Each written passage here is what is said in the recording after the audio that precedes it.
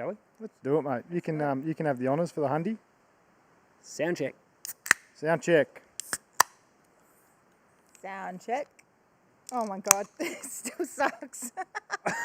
That was not great. Jeez. Cheers, Barbs. Producer Shannon's too far away, but cheers from the other side of the workshop there, Shannon.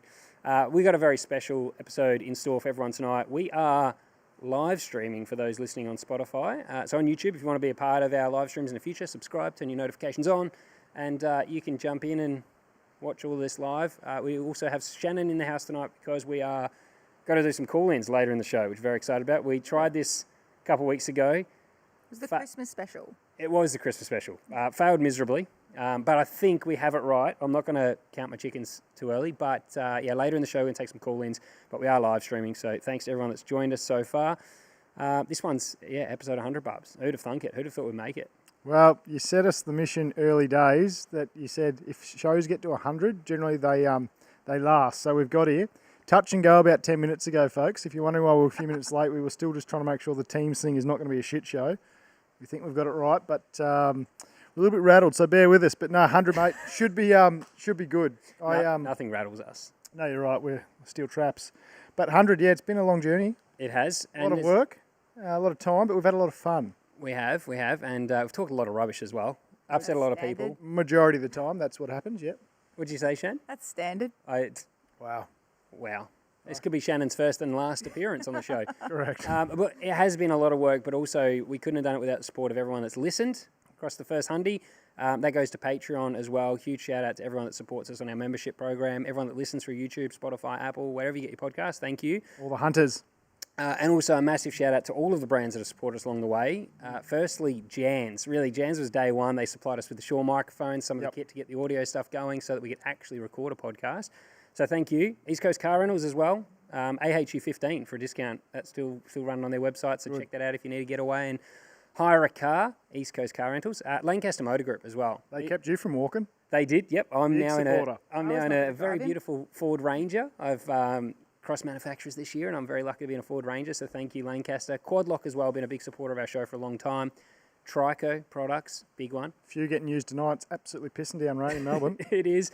Shaw and Partners Financial Services as well. They came on early last year. So they're coming up on a year. They've been supporting us now on their microphones, but big fans of the show as well, which is great. So thank you. NordVPN, that's a recent one that's been a partner on our show. So massive thank you to those guys. And then Full Drive Outdoor Super Centre. It's probably the most recent one. Yeah. So huge shout out to all of them. And Z Motorsport Memorabilia. This is a bit of an honourable mention and thank you because they've been supplying us memorabilia for our fans. Did look great. Only last week we gave away some Frosty memorabilia to our lucky Patreon member, and they won it during our live stream. Yep. But Z Motorsport memorabilia, if you need anything framed, they're the guys. Or if you're looking to secure yourself some cheeky memorabilia of your favourite driver or anything like that, Z Motorsport memorabilia. Fun fact, I just had a suit frame from Z, and it leaves tomorrow to get sent off to one of my sponsors. So super easy to deal with, really quick, very affordable. So yeah, if you are wanting to get anything done for the races out there, or you want some memorabilia, definitely hit Z up. He's a great service. Yeah, no, thank you. Don't we, Scotty? We do. Your whole house is like a showroom for him. For Scott, pretty much. Yeah, It's a shrine. Yeah, it is a shrine. Actually, yeah.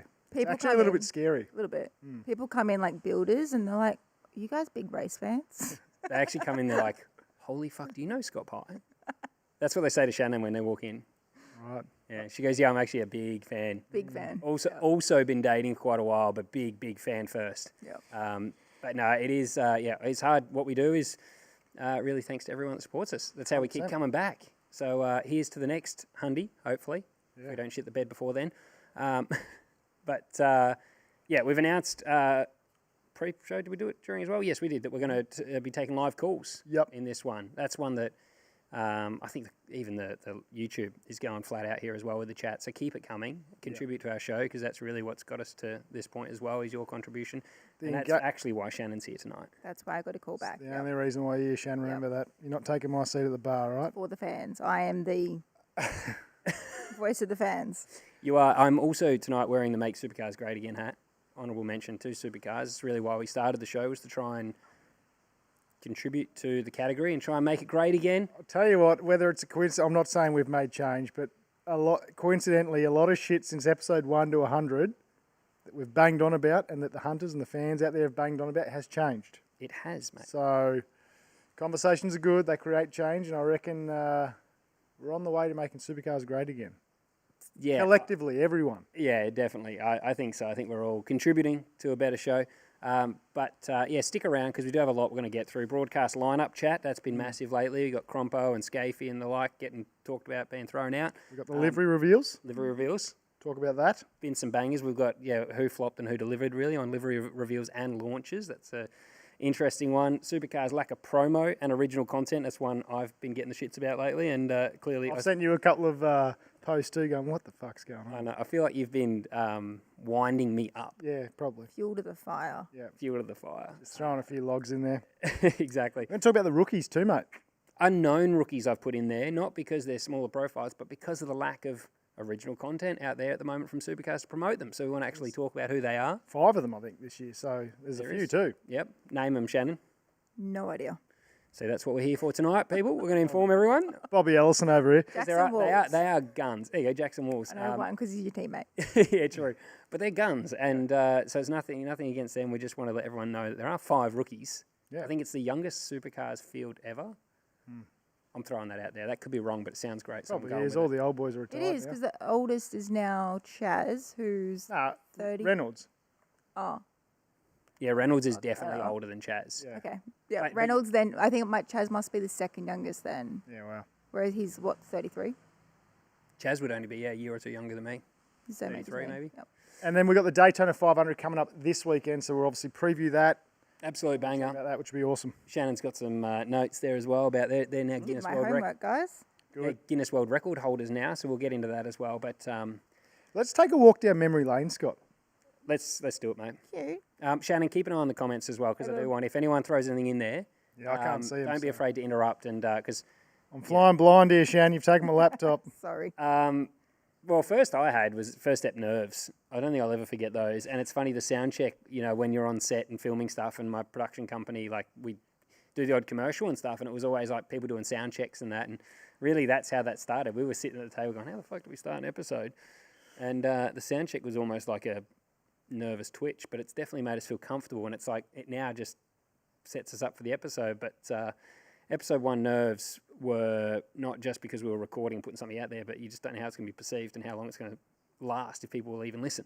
Yeah, I think you're probably more nervous than me because I was like, well, no one knows who I am, so if it flops, big deal. I'll just go back to work and life's normal. Nothing changed. For you, a little bit more pressure and stress on you, but There was, but we did say we were just talking this much rubbish at the pub anyway. Why not just record it and put it out there? And then if no one It listens, is very authentic. yeah, it is. It is. Yeah. And we're like, well, if no one listens, we'll just go back to talking at the pub between us and making Shannon listen every It's Wednesday what I night. do so they every can- other night, so. feel for you, Shan. Um, What All right. have you learned across the journey, though, Scott? oh my God. I don't know if you've learned that Brad much. Gallant, evening. What have I learned? No, I've learned a lot. I mean, I've made a lot of mistakes because I do the. It's honestly, it's not so much what I've learned like to say or do on the podcast. It's setting. Not as this- a host, it's probably more as a friggin' editor and production It's company. setting the right? whole fucking thing up. Like it's literally everything for short form. Like for me, the engagement and chasing analytics and making sure that the pacing is right between what we're saying, the conversation, the notes, making sure that we have when we have a guest join. Remember, one of the big things was the first time you have a guest to have some general talking points so that the conversation starts. Chit chat. Because we had a guest join at the start. I remember going, "You're welcome to the show," and if they don't give you much straight away, you're like, "Fuck, how do we get to the good bits we've already got planned?" But you need that small talk. So Bit of foreplay first, mate. yeah, I had to learn how to do foreplay in an interview. That's been important. But yeah, really for me, it's been the editing, filming, literally basic stuff like eye lines, setting up our walls, short form content, all that stuff. Because I do all of that. All the stuff that no one really notices goes into the background, but Yeah, I worked out it takes me around 12 hours per episode to turn around, and then short form as well. To create, and some weeks we're doing 3 episodes. glad we're not paying by the hour. So yeah, Jesus. definitely not because Shannon could be here for an hour or 2. So she's just getting bulk billed for this, right? Am I getting paid? Yeah. Sick. You'd be the only one. It'll be 3 Matzo's ginger beers. Perfect. What about you? What have you learnt, Barbs? Probably that I already knew that most fans were passionate, but just how passionate they are. Like, we go to the racetrack now, and let's say for someone that was unknown, the amount of people that come up and say they like the show, or they give us feedback, or they tell us what they think about the sport, or how we can better it, or what's going on, that surprised me a lot. So I think I didn't realise how powerful saying something on social media is and how far it can actually reach. So that's probably the biggest thing. So I've probably learned I've got to put my head in a bit because people do listen. I feel like we've gone the opposite. I feel like you've actually become more outspoken. Do you as you've reckon? done. Yeah, for sure. Oh, I don't know. What do you think, Shan? I reckon Barb's was quieter at the beginning, and now he's coming out of his shell. Yeah, I reckon. You reckon? Yeah, I a don't little drink bit of anymore a- on the show. You're a little bit of a fence sitter. You're like, I'll Switzerland. go, but then I'll pull back in case I piss him off. And now you're just like, Well, we've got to have a nice balance. I find Scott's the one that oh, definitely. You know, if we're all like Scott, would be if cancelled. Scott's got an opinion, he'll run with it, whether you like it or not, which is great. That's what we love about you, mate. Yeah, right. Where I'm like, Scott can be the bad cop, I'll play good cop. Yeah, okay. You It know, works Mad- though. Mad If Dog we were has- both pricks, this show would be a shit show. Yeah, that's Agreed. true. Shannon, you are dropping the ball here as well because Mad Dog has said, "Fuck that, just be Barbs," and I agree. I Copy. think being ourselves has probably been, Thanks, Mad Dog. that's kind of been the secret. I think he's trying, and also trying to encourage other people, like other drivers and stuff. Mate, the amount of people I've told to do podcasts, I think it's awesome that Will and Brody are doing it because we've been saying for ages, like, get out there and do it. And it leads into the stuff about Supercars not doing as much promo as I'd like. It is still up to us. Yeah, 100%. Yeah. Like, the onus is not just on the category to promote ourselves. Same as the rookies take to social media. You've got, like, 15 years ago, they didn't have the tools they've got today to build their own profile. No, you're lucky now. If you're coming up now in the sport now, you've got a lot more ability to grow your profile than what we had. Yeah, exactly. Which guest, we've had quite a few now, which guest made you most nervous? Definitely Roland Dane. I think we even chatted about it before because we also, for those listening and watching via YouTube, I really find it hard, not hard, but doing the ones over Riverside or via stream is far harder than having someone at the bar in person or being in person.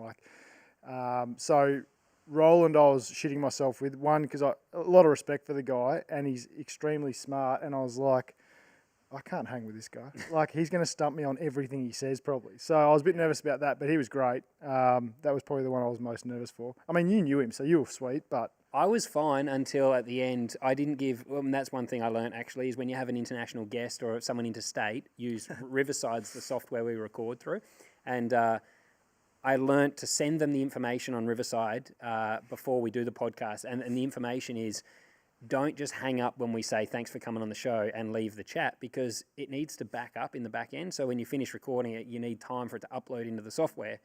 And Roland Dane, I wasn't so much nervous for because I do know RD really well, but at the end we were like, "Yep, thanks, mate." And it was an unreal episode. Like I loved it. a few hours. It was, yeah. It was literally a few hours, which probably made me panic more. But as we're saying thank you, I saw his finger leaning over to the hang up button, and he just exited the chat immediately before I could even say, "Don't hang up." So I was saying thanks, mate, and he just left.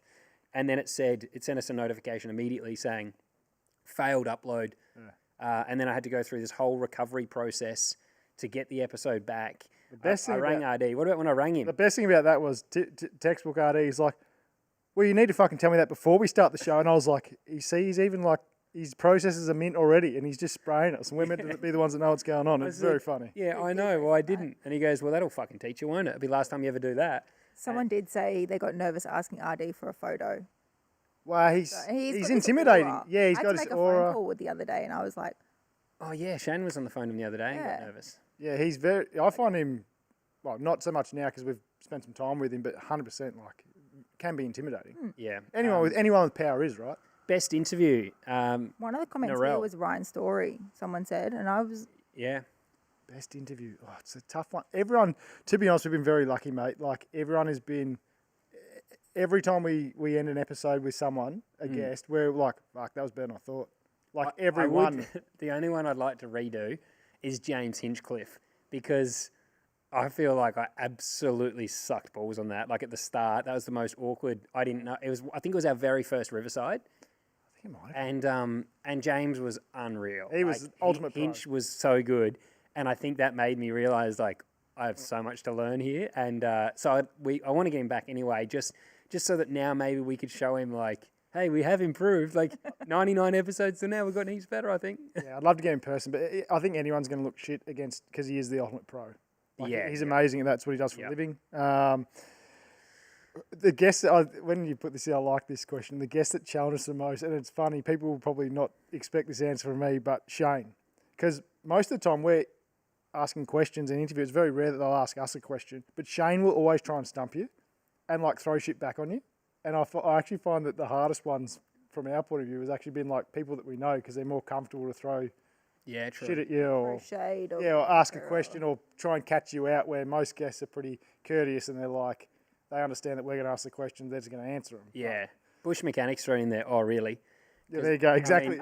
Tell me that didn't challenge you. That give you the big shits. When we were live streaming that Xfinity race, him and I thought that was going to be the end of our friendship during that live stream. But no, they've all been good. I think Ryan's story probably was the challenge for me when there was so much I wanted to ask about the Bathurst Deborah scandal, and he is Politician. the ultimate politician, and he just. I think we still did a really good job, but I remember thinking when I walked out, like, that was tough to get through what we wanted without being put onto something else, staying on our agenda and making sure we got through what we wanted to as best we could. And then I think it was good because he did talk about it, but I felt it was very easy if we dropped the ball to be onto something else. And it's always been my criticism of when Jesse Yates did the one with James Warburton last year in an interview, I was like, I feel like because they're on the same team, they'll skirt around some of the stuff that really you want to hear about. And I was like, that can't be what we do. And I remember every now and then I'd ask a question, he'd get something else, and I'm like, well, hang on, we need to get back to it. So he was probably the challenge in that he's so good. Like he could spin you. He spun me. Yep.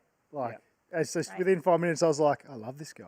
And I was ready to abandon all the hard questions we had. But luckily, Scott kept us on our toes. A few of the comments as well, like Scotty Mac, Jess, Shane's the obvious. Someone asked who was the most pissed, and the automatic comment was Chucky. Chucky. Chucky for sure. I think he had 7. I had to pick you guys up. Well, we went to the pub after. That would have been a 15-beer day. That was a big day, wasn't it, Shane? Scotty Mac was great, actually, because he was in peak race season, and he goes, he got up, ran and got a beer so he could sound check with us. And we hadn't seen him in a long time. That was a great chat. I'd love to if we get back to the States, I'd love to try and do Scotty, do an episode with him in person. That'd be cool. Someone has said in here, Vance, imagine Ryan Walkinshaw on Apex Hunters. So I messaged Ryan last night, and Monday and Tuesday after Sydney Motorsport Park, he's in Melbourne. I'm in Sydney for the ride day on Monday, but hopefully I can be back Tuesday. Maybe Tuesday night we could do one with him before he jets away. But that'd be awesome. That'd be another one I'd be real nervous for because, again, Ryan's fairly smart. We might need to drink red wine on that podcast. He's very sophisticated. Got a cheese board, some quince paste, a glass of Shiraz. What's next? I think that was a good one to add for everyone. One big one that we are going to push into, which is my favourite really, is F1. And Formula 1. We're going to do a lot around that because this year, I've always loved it, but I think for everyone, even if you're just a passive viewer, I think this year is going to be exciting because of all the rule changes. So there's actually a lot of unknowns. I know George Russell's favourite, but it really is up in the air. So hopefully this season's something exciting to follow. So we're going to do podcast on each F1 race, and then we're still going to do NASCAR and Supercars, but also we are going to make some trips into international again and do 2 races, one Indy, one NASCAR race, back to back ideally. Oh yeah, and film some more content, which will be YouTube content. So very excited about that because we did enjoy last year at where did we go? Darlington and we went to Daytona. Darlington, Daytona, and then hung out in Mooresville for a little bit too, which was awesome. All right, time for broadcast lineup. I know you're chomping at the bit to talk about this, Scotty, so take it away, mate. Well, I'm actually not really, because I think I actually said something about on Instagram. Didn't I run my mouth about that as well? Probably. I think I did. So I think what it sounds like is both Crompo and Scaife are gone. Yeah. But I think they were given an opportunity last year, more so Crompton. I might be wrong. He may not agree, or he might say I'm wrong, but I was told he was given an opportunity to hang up the microphone at Adelaide and get his fanfare as like a farewell, and he said no to that, is what I'm told. But obviously Crompo can come on here, and I'd love to have him on and we can talk about it. But that was sort of what I thought happened, and then I think he tried to keep negotiating for this year, but it looks like they've offered him maybe the Enduros because a lot of the new people they're using are still driving. Like Frosty JC has now gone to Team 18. Garth's not, but a lot of the people are, so they might need some more help. But yes, it does look like he's gone. And also I saw a lot of the comments saying, how could you get rid of Crompo and not Scaife? I think this is a 2-for-1 deal. It does sound like it might be both of them, which I still think is a shame because what we pushed for last year was more. Always said the anchor. We need a lead anchor, and then you could rotate the expert in and out. And that the expert I still have, in my opinion, is a Crompo, a Scaife, a Tander, Frosty.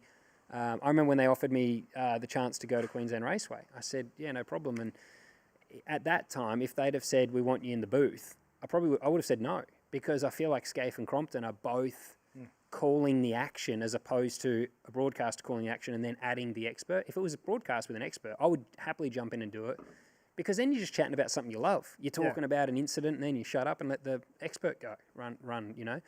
So I think it's a shame if they completely let them go, but ultimately it's the management's decision and we don't know what they have in store for the future. So they may have a plan, 5-year plan, where they want to phase in this next group.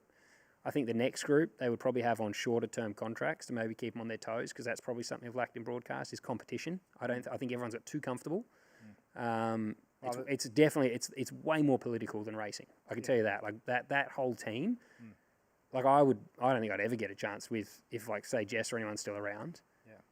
Just because of my feedback after Queensland Raceway, because no one is telling me what I can and can't say. It just will not happen. So it's a bit of a closed shop. There's not a lot of people that do that as well. In the country. Like we're such a small place, there's probably 10, 15 great people in Australia that do that, and that's about it. So it's not a lot of competition. No, exactly, yeah. So it'll be interesting what happens, but it is talk that Tander, JC, Frosty, I don't know who the broadcaster will be at the moment, like the race caller. I think they're talking Krause or Chad. I still want to see it go out to Tander. I think there should be an audition process because who knows in Australia who's the best. You might be surprised. It could be some absolute weapon out there. You'll get F1 and some of the people they get they're not at all involved. And to say that you're not dumbing it down, like Crofty called darts.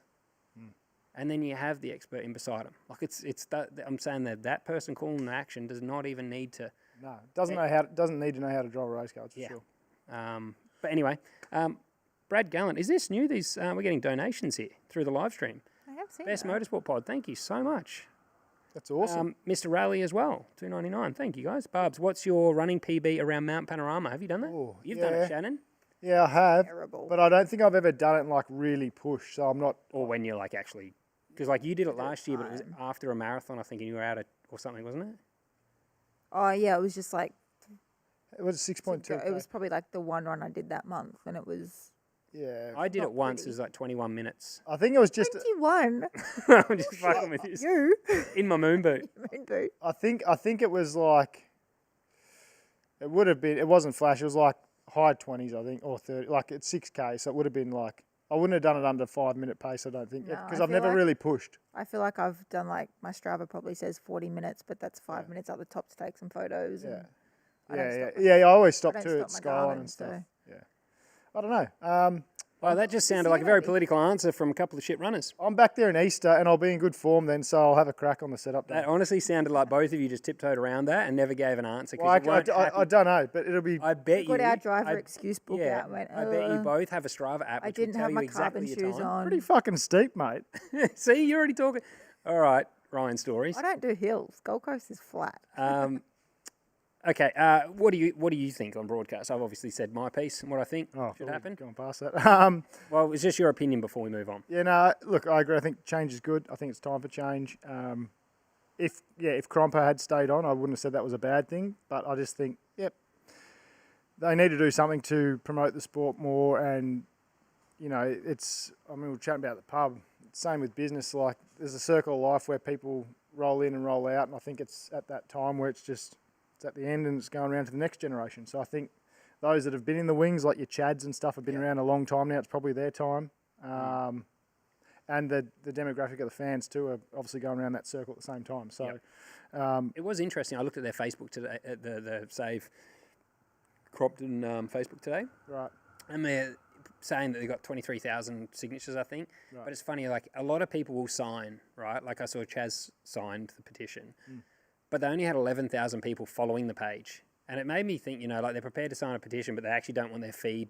They don't want their name. They don't actually want to see it after. No, I mean, they don't want to see it after that. Right, yeah. A lot of people will sign a petition, be like, yeah, I'm part of that or whatever. But then it's you don't even want to follow the page. Follow the page or they don't want to see it. And then I noticed that as time's gone on already, the comment section on Supercars, it was like Save Crompo was like the only thing you saw. And that's even faded. And I'm only saying that because it shows that in time, the new will become norm. And it does happen. And if Crompo says no to doing any more, I think it's just like, what an amazing career. I think it was 1980 something. I heard him I was watching an old race and heard him on there, and I think that speaks for itself. Like, if this is the time, it's an amazing career. Yeah, unbelievable. Yeah, and same for Scaife. Like, he's been doing this now 15 years. I think they've been in the booth together. I did see an article, could be fake, about Scaife potentially doing it like a spin-off show like they used to do. That's where I could see Crompo being really good at that. Like something like that, like they used to have on a Sunday or whatever it was. See, I'd like to see Scaife do that. Yeah. Like get back to being fired up. Like, I haven't seen Scaife fired up since like you remember even when they were racing, him and Russell and Brad Jones, when they were all into each other on the get some personality back. Like, do that. Yeah. And I think let Scaife, if he ran that and actually had conversation, that's what I felt broadcast lacked. Well, broadcast you have to be vanilla, right? Yeah. So. And people like that, like Scaife's a great example. He's got the fire in him. Like, that's what people want to see. That's what people love him. Yep, exactly. What do we got next, mate? Well, you know what? I think just quickly, I'm going to pop it off to our ad read to thank our special partners again. I hope you're enjoying this episode, but I do have to interrupt just quickly to thank our fantastic supporters that allow us to create the content for you. East Coast Car Rentals. If you're in the market for a rental car, think of those guys. And if you'd like a cheeky 15% discount, AHU15 is the discount code there for 15% off. If you're in the market to buy a car, not rent one, Lancaster Motor Group, we've got you covered for new or used cars. So think Lancaster Motor Group. Quadlock, fantastic supporter of our podcast as well. We use their products every single day on the pod using their desk mounts here. Also, we've used them to create the additional content like we did the Adelaide Motorsport Festival using their action camera mounts. So whether it's mounts, phone cases, they've got you covered. Quadlockcase.net. Now, the website for all of these brands that support us will be in the description of this podcast. Back to the show. We are back, everybody. Shannon, you had one. You picked up on a questions coming through our YouTube. What was that? I did. So Peter Mills, boys, Sydney really struggles pulling a crowd and being the season opener. Agreed. What have they got to do to bring in a bigger, excited crowd? It's interesting because a lot of people always think it's the venue's fault, like Sydney Motorsport Park being out that side of town. They've always said historically it doesn't get a crowd, but then you go to World Time Attack and it's fucking pumping. You go to Winton and it's pumping. So I don't actually think it's a venue thing though, because I think it's the lazy excuse of going, it's out that side of Sydney, no one wants to travel there, but World Time Attack proves that people do. Mm-hmm. So I really don't know. Yeah, I mean, I don't know. I mean, obviously Supercars don't know, otherwise they would fix it. I don't know why it's there. I do think though the start of the season creeps up on everyone, and so I was critical online about the promotion lack of in the lead up. And I don't just mean like a fucking 18-year-old intern making an Instagram tile and then putting ad spend behind it. Like, I think that's... Who would do that? Fuck, I think it's... Honestly, I'm like, it blows my mind when I see that, I'm like, that doesn't count. Like, we got sent that as a reference of someone saying they are promoting. And I'm like, that... You promote your birthday like that, not like the largest motorsport category in Australia. And we are still competing globally. Because I want to bring up some NASCAR stuff because they're doing an amazing job. They've rebranded to this thing, their new... is their new slogan. How good is that? And exactly. And so I'm like, I see what they're doing now, and we are actually competing against them. For instance, we're a podcast that makes content on motorsport. We're not biased towards one or the other because we've got KO. So we can just watch NASCAR if we don't want to watch Supercars anymore. So we're fighting to keep those viewers. Or even as simple as YouTube highlights, mate. Yeah, yep. Actually, we just had a massive... Congrats on the ton. Enjoy a round at the pub. Olex. Thank you for the hundy. Oh shit. Wow, thank you very much. That'll get me a steak and a beer. Yeah, thank you very much. Appreciate that, mate. Thank you. So I think that the creating original content and nice ads that notify people that come here and exciting ones that make you look up while you're having a beer at the pub and go, fuck, what's that? That's what I think we're lacking. So I reckon the first event does sneak up on people. And because it's not in the city limits, like if it was Adelaide, the government promotes the hell out of it. Whereas Sydney Motorsport Park, the responsibility is on the category. Like when the government runs an event, or like Boost Mobile run Gold Coast, Boost used to put, is it ARD? I don't know this. Is it ARDC that are also responsible for promoting it at SMP, or is that a Supercars sanctioned event? Does anyone know? I actually don't know. It's a Supercars event, but so I guess it falls to Supercars like I don't know, what's another Supercars event? Tassie, yeah. But you would know. What did Boost used to put like $1.5 million in above. 1.5 above their sponsorship, I think it was. Yeah. So Boost, Just to make Gold Coast cool. and they did that because they wanted to, promote the hell out of it. But they knew that it's like when you buy a race team. I feel like some people buy a race team and then they're like, fuck, what do you mean I have to tip in $1 million every year to top the kitty up? I think Boost knew that they could sponsor the event, but if they didn't spend extra on the marketing, no one would go. And that's probably where, like, Sydney Motorsport Park, it's crept up on us. You said to me tonight at the pub, so, like, when is it I exactly? actually still don't know. And I said Next to you, week, it's buddy. next weekend, Feb 20. It's I like, found out last week. yeah, Shannon found out. And it's a shame because that's probably what restricts people coming. I don't think that, like you said, I think those other events, but also community. Like, I don't know if our community as a sport is that strong anymore. No. Like, when you look at drifting and stuff, those guys all talk to each other. Yeah. Like, it's not like I turn the TV on and see a drift event promoted, but the community is talking to each other. And that I don't know how we change. I don't know how we get our fans communicating better, whether it's like the better membership programs and maybe Discords and things like that where they're telling their friends, and it's, with Super Cheap, like partnerships with them where it's advertised in store more or something like that. Well, it's easy free content too. As you say, like a lot of it's now subscription, like Foxtel or whatever. Yep. Where, as you say, things like this, podcasts that are free. They've got people, they've got marketing teams, they've got people that can, like it's just pumping in that free content that's always there. Well, even they didn't reach out to us, did they, to say, can you just mention that Feb 20 Supercars are back? Yeah. And they could have thrown us a couple of tickets. We would have gone and promoted the event for them if they gave us some corporate passes for the weekend. You and I to go up and do it. Well, we didn't get invited to the season launch. I heard one of the team owners never got invited to the season launch. Oh, yeah. What? And I heard that, like, that is true. Yep. I won't say who because I don't want to dob them in, but they told me they didn't get an invite to season launch. And I'm like, are you fucking kidding me? And then I'm like, even for us, not being a wanker, but we have a lot of supercar fans that listen to our show. Why wouldn't you just, like, reach out and go, hey, would you mind just mentioning Feb 20 Supercars are on, and we'd do it for nothing. It's just to say, we'd go, fuck, that's okay, cool. They've thought of us, and we'll reach out to our fans and mention it, which we do anyway. Yeah, it's kind of the same thing though. Like ex people that have raced in the category for a long time or worked in the category don't get tickets, like because they would be promoting events. Like if Kenny Mack, or even as an example, I don't know, Mark Zambros or Greg Murphy or any of those guys, if they had a hard pass every year, they would be going to events and on their social media they'd be like, oh, I'm heading to Gold Coast this week and I'm heading to Winter or wherever. Yep. And it would be promoting for the sake of a bit of plastic. Like, yep. Murph 220 as well, quickly. Congrats on the 100 episode, guys. Always a good watch. Refreshing to see people saying it as it is. Thank you, mate. And the $100 donation as well. Thank you very much. Most we've earned all year. Far out. I Shannon, might be getting paid.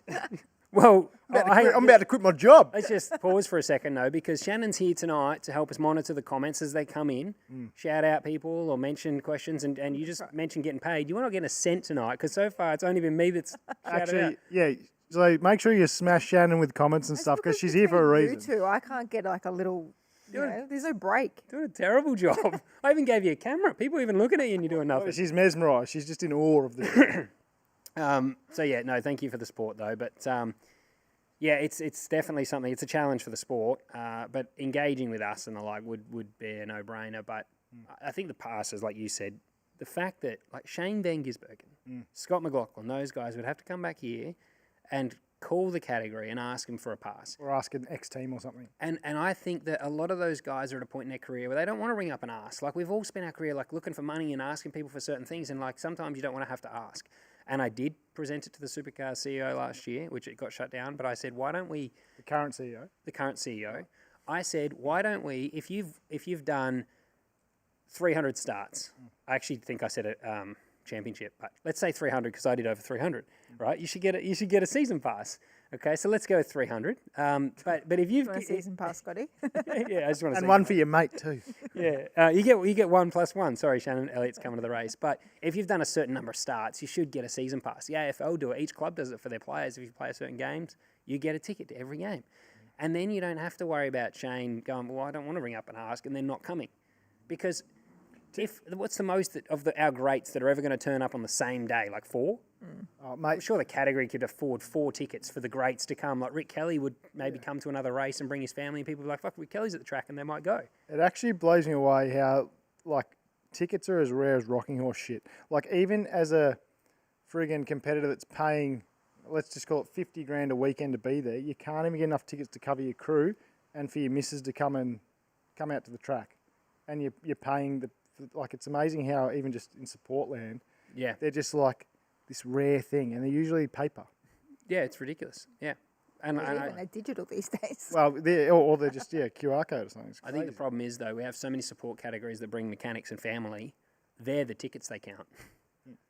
Oh, well, the bend was that. You know what I mean? I got So, scanned in like 8 times one day. Yeah. Get scanned in and out 5 times going to merchant, has he? Yeah, there you go. So, but that is one change. We can call for that now if that comes out soon, I hope. I'm going to put the pressure on Free again. tickets for everyone. Woo! James Warburton, I'm going to please. get cancelled. Doesn't have to be for 300 starts. If you've won a championship and you're not in the Hall of Fame, I think you deserve a pass to the Supercars for to come. Because as a kid, What's free promotion? dude, I'd love to have walked through the paddock as a kid and seen Craig Lowndes walking around if he'd retired. Well, Like to see a guy that I got to watch as a kid growing up, see just float around the pits and actually be able to grab a photo with him. well, that's the thing. The retired drivers are probably going to be able to stand on the hill and have a beer with punters and actually engage with them, where obviously the active drivers are doing their thing. They can't. Yeah. So, Well, even last year Makes at sense. Adelaide or the year before, I was in the pub there with you having a drink between your races, and it was awesome to get photos of people. I that wasn't normally- drinking between races, guys. Just Well, clear, no. clear that up.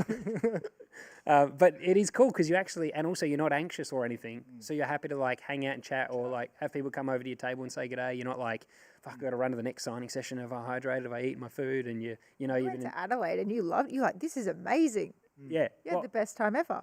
I've never like enjoyed Adelaide as much as I have when I wasn't racing because I mean, obviously you miss out on the race, but to actually go to the event, I remember the first year I walked everywhere. I was like, this is unreal because normally you beeline to where you got to go and get out of the sun ASAP because the race is hard.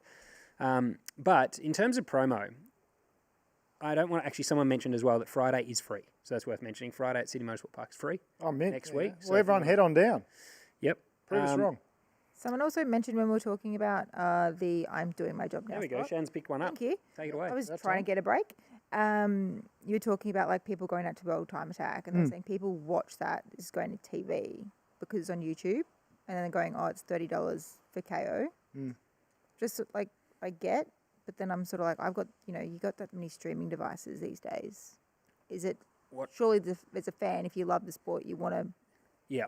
It is. pay for it, like, I KO don't know. is very Yeah, expensive. but like, put that aside. There was a study done recently where, like, 10 years ago, it was like 10% wanted to support a creator financially. Yeah. Whereas now it's like 90%. Look at our Patreon, how many people are prepared to pay to support their creator as long as you're creating a product That they love. that they love. yeah.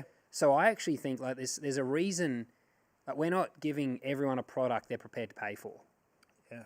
as well. But I do agree, it is expensive. I know, and obviously cost of living. $45 everything. now, apparently. Actually, someone just said. Yeah, I noticed it went up. The thing is, like, I may be different, but You are a tight ass. Here you go, take that and put that in for me, please. yeah, copy, mate. I think for me, I don't watch a lot of other sports other than motorsport. So I watch NRL, okay, but most of the time that's on free to wear too. So really, my KO account is purely just for supercars. So $40 a month just for sometimes not even a race that month. Very true. When it's only Like when you work it out, 10 times a year. you work out how much it is a year for how many races and how many hours I get to enjoy it. It is expensive. I agree with everyone out there that carries on about it. It's the most expensive subscription I've got. But this is where, right, you look at like our podcast, you plonk that on KO between events, plus a show with Scafey. You get 2 shows like that, one a week, plus the Supercars action every 3 weeks. Yeah. $46 seems all right. That's where they need to just pump Do a content out. YouTube alternative. What's that? I know they never will, but do a YouTube alternative, like a watch along with Yeah. you guys, Dan Gorringe. But the F1 does it now, don't they? They did an alternative. F1 do alternative commentary. Yeah. It's an opportunity for Supercars and KO and Fox to get together and actually do that, create more content or promote other content creators and just make sure that their fans are getting value for money for sure. Yeah. Well, even this weekend, next weekend for Supercars, we'll do a live stream and you can watch along with us as an alternative. And that's what Supercars, like that's what you're saying, Shan, with Dan Gorringe at AFL did that. SW Wicked, $5 donation as well. Have you guys talked to Scott Dixon and maybe Marcus Armstrong to get them on the pod? Keep it up. Thank you very much for the donation, mate. I've learnt tonight you can do donations. Those much appreciated, everyone. But also, note Marcus Armstrong topped unofficial practice today in IndyCar. Did which is very well. cool. And actually, shout out to Hunter McElrea, who was a rookie test and was 8th outright. He was and only 10th off McLaughlin, I Yeah, think. it was top rookie. So I actually sent him a message. I was like, wow. So he's over there still hunting for a drive. So hopefully that performance today helps him with that endeavour. So yeah, Marcus Armstrong's doing really well. Someone, 51 GT, Scott, no sound check. I know, I keep forgetting. I don't want to interrupt when someone's talking. It's hard, isn't it? That's how I feel. Yeah, true.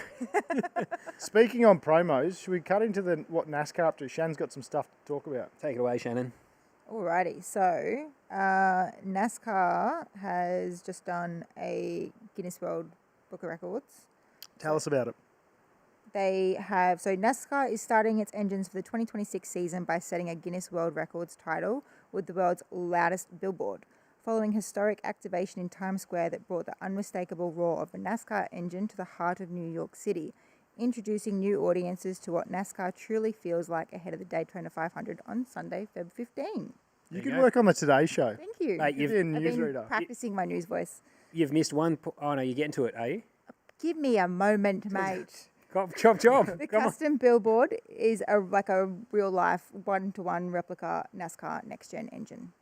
And Ross Chastain was there. He was the one that did. actually got to fire it up, and they had the accelerated pedal there, which has their new slogan, which is Hell Yeah, which I think is that is textbook NASCAR. Hell yeah, brother. Leaning into their fan base and leaning into what their customers love. You know, like that whole new ad they did was awesome. It was all about drinking a beer, going to the race and having a party with your friends, and that whole community vibe, and you know that whole mullets flying in the breeze and doing skids, and which is exactly their core kind of demographic. When we were there, everyone was. How many people partied in Daytona? Like all the haulers were there. Everyone's on the barbecue. Everyone's having a beer, partying. Like it's just a massive party. I'll punch one hole in the marketing strategy though. Mm-hmm. Did you see how many times he turned left and right in that promo? They don't like to turn right. Course. Yeah, unbelievable. There's only 4 road courses this year. In that, he said, we're going back to our roots. He was turning left, right, that whole ad till the very end. He only had one oval in that ad. Yeah, That's not right, is it? No, there'll be people tuning up about that. Back to their roots. Don't worry. We need more road courses, okay? But how much do you reckon that would have cost NASCAR to shut down Times Square? I actually don't reckon it'll be that much. I bet it's not ridiculous to do a promo in Times Square. A permit, right? It'll be a permit, yeah. Yeah, I don't know. Because this is where I just put a note in about, I don't think budget is what's restricting us from doing cool shit. No, I agree. Like, that right there is creativity. Yeah, and I think that we can do something that doesn't cost a lot. I mean, 15 years ago, we did that ad with Pink. That would have cost a fortune. That probably cost as much. That was so cool. That was epic. It was all like CGI and stuff, wasn't it? Yeah. And that probably cost as much as the new NASCAR ad, to be fair, back then, for the amount of CGI they had. Yep. So we've definitely gone backwards in the way we're promoting, like now with the Instagram tiles, or just repurposing Race Vision. I don't think really cuts it either. But that NASCAR engine in the billboard, that's pure creativity. Someone's thought of that and executed it. It's clever doing it in Times Square too, because if you're a NASCAR fan, you'll know that they've been talking about trying to get international viewers and things like that. Times Square is obviously everyone from all over the world is standing there. So from a promotion that's going to cover every angle and every other country, it's incredibly smart. And to get a new audience. Yeah, like it's strategic as hell when you think about it, because that's like everyone from all over the world is there. Yep. It'd be Italian tourists, it'd be Japanese tourists, it'd be tourists from Australia, all over the place. They go, oh, that's pretty cool. Fuck, that sounds good. Maybe we're going to tune into the NASCAR race. Well, and the engine, it makes you feel something, and it does. I see your note there about the ad coming up, Shane, but they're saying that the visceral experience, so that engine in Times Square is what, it's like when you can put someone in the passenger seat for supercars. You convert someone like that. Oh, the yeah, moment you can 100%. feel the experience of like going to a race, which bringing an engine to this Times Square is, you're getting to experience what it would be like to stand on the fence and see one of those things go by. Well, I don't know if I assume you would have done it as a kid, mate, but I remember the first race car I got to sit in. That's what made me want to race cars. Yeah. I was at a state series race and some guy said, hey, come jump in this car. Yep. And you jump in it and you're however high. And that's the stuff that, as you say, that experience of feeling the heat off the car, sitting in there, touching the steering wheel and being like, oh, fuck, this is amazing. Yep. And then you say, if you can, like when you take someone for a hot lap, right? Exactly, It just blows their mind. Yeah, like why don't we have a supercar ride car yet? Why are we still doing course car rides in a road car? Yeah. Like why hasn't someone built a Well, supercar? why is the my uncle created Fast Track as an example. Yeah. Right? Why has Supercars not got that every Friday morning instead of the course car rides? You've got 20 of them rolling around for an hour and a half. People can pay and jump in and do it at the event. Yeah. And it just follows the roadshow everywhere. Why is that not happening? Like what Richard Petty does with NASCAR. Yep. Petty does it. Someone's also said bring back grid girls. I know Shannon would vote for that one straight away. Woo! But I think that's You serious or not? Whatever. but that's one. Bring him back. I saw Will Brown even commented on one of his own posts the other day from Lucky Dogs that said bring back promo girls. But I think that, the whole show, we've got to start to G it back up again because it's very competitive and more so than it's ever been just because of the streaming services and the accessibility to other sport. But the ad... Can I just add something quickly? No, go on then. I'm deep. You want to take this show over, mate? I do actually. Couch time with Shan. Going back to your point about cost, the amount it would have cost for a permit to have something stationary in a space that's just, pedestrians, to then the cost that Supercars would have spent on shutting down the Sydney Harbour Bridge last year, to drive those cars across the bridge, to run it on Channel 7 News. Yeah, mass disruption to... Way more than what Times Square, surely. Yeah. I would actually... So what impact? No, you're right. Like, that is mass disruption to the whole Sydney community trying to get to work and whatever versus... And no one really saw it. Yeah, versus a billboard that, as you say, people are just walking around anyway.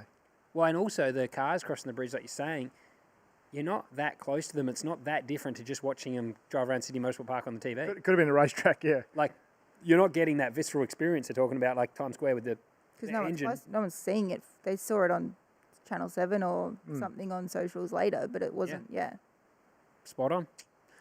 Go on, mate. Take it away. I'm here. All right, so... Drop your mic a little bit lower so we can see your face. I feel like you've gotten lower in the couch. You get more relaxed as the episode Give the goes. people what they want, Shan. We want to see your face. Is that better? Yep. All right. So well, not really, but just move the beam down the bar. Bloody hell. It's like it's your first show, Shan. There you go. Mine That's is. better. Second. all right, so this Could be is the last. Go on. NASCAR's refresh. Yep.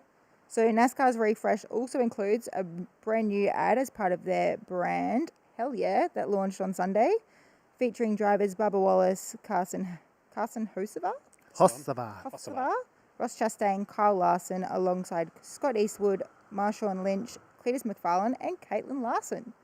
The ad positions NASCAR as the destination to feel alive, loud, fast, and impossible to ignore. Nailed it. Good ad reads, right? We couldn't. You did do that quite well, actually. We did. I got a message from a fan straight away when I posted that to our Instagram. They said they actually just finished watching the ad and they're on the plane to Daytona this weekend. Oh, and they said, I've seriously just seen the ad and I can't sleep. Like, I'm that excited. And it wasn't. It did. It was 500 a day. Like, we went to the 400, the Coke Zero 400. Yep. So it wasn't the Daytona 500, but that was a party and atmosphere. So if anyone's listening that's on their way to the event, you're just going to have the best time. Like, I can only imagine what the atmosphere is like at the 500. Yeah. I'm surprised Shannon hasn't read this comment out I've yet. seen it, don't worry. Scott is seriously batting above his average with Shan. Thank you.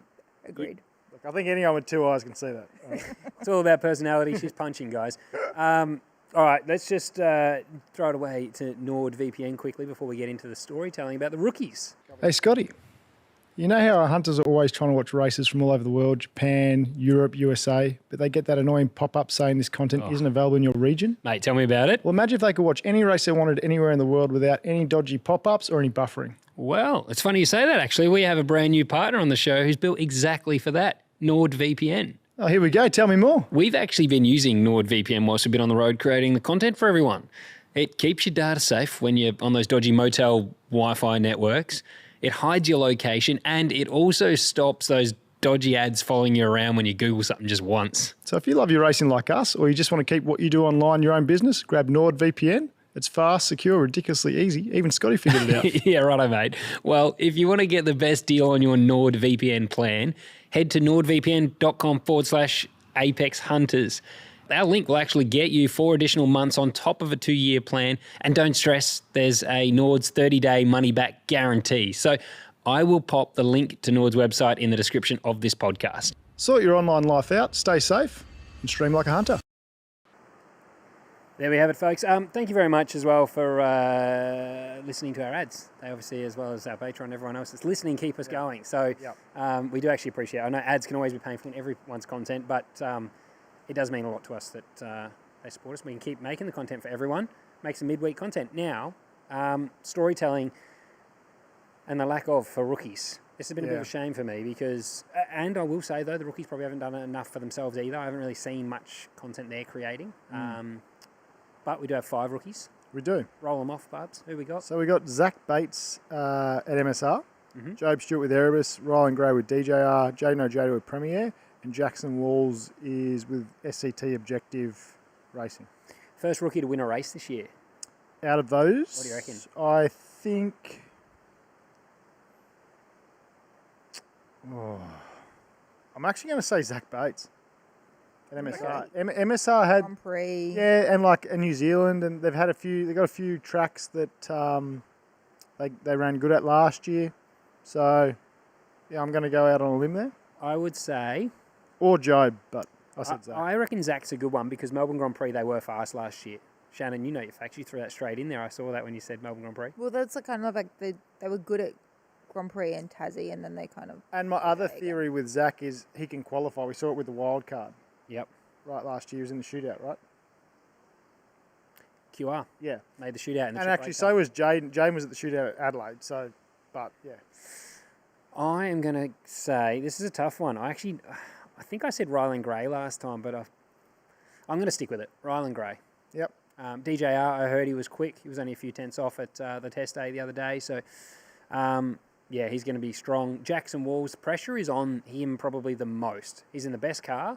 Yep. It will be prepped, like I can tell you, that didn't matter when I was in Super Be 2. the same it was as- prepped like yeah. the main series car. But he's given himself 2 years. And I think for him, honestly, first year is he's got to stay out of trouble and then towards the back end of the year try and get results. You always see it with rookies. I can speak from experience because I did not stay out of trouble. No. Made heaps of mistakes. But luckily he does have 2 years and he knows that going into this season. Yeah. So patience, you do have a good car. When you qualify well, capitalise on it. What about you, Shan? Do you have someone in there that, what do you think? That's a hard one. Like I would pick Jackson because of The team around the him. team around him, and as well just knowing how they're going to get behind him and give him what he needs. Yep. Or I'd probably go Rylan Gray if DJR can pull something out.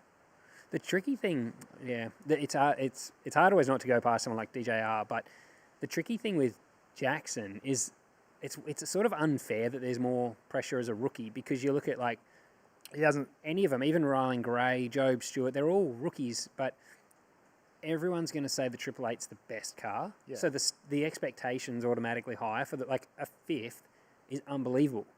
But then everyone will go, well, it's expected it's in Triple Eight car, which that's not Yeah, fair. he'll be like the other two cars are first and second or Well, whatever. yeah. Yeah, You're yeah. compared against your teammates, and no matter what it is. Yeah. So if Rylan's 21st and Brody's only 19th, well, he's actually done a good job. Yeah, and it's like Job too at Erebus. Like if he's 10th, that might be really good, but like everyone will say it's better than it is because of he's not in a Triple Eight car.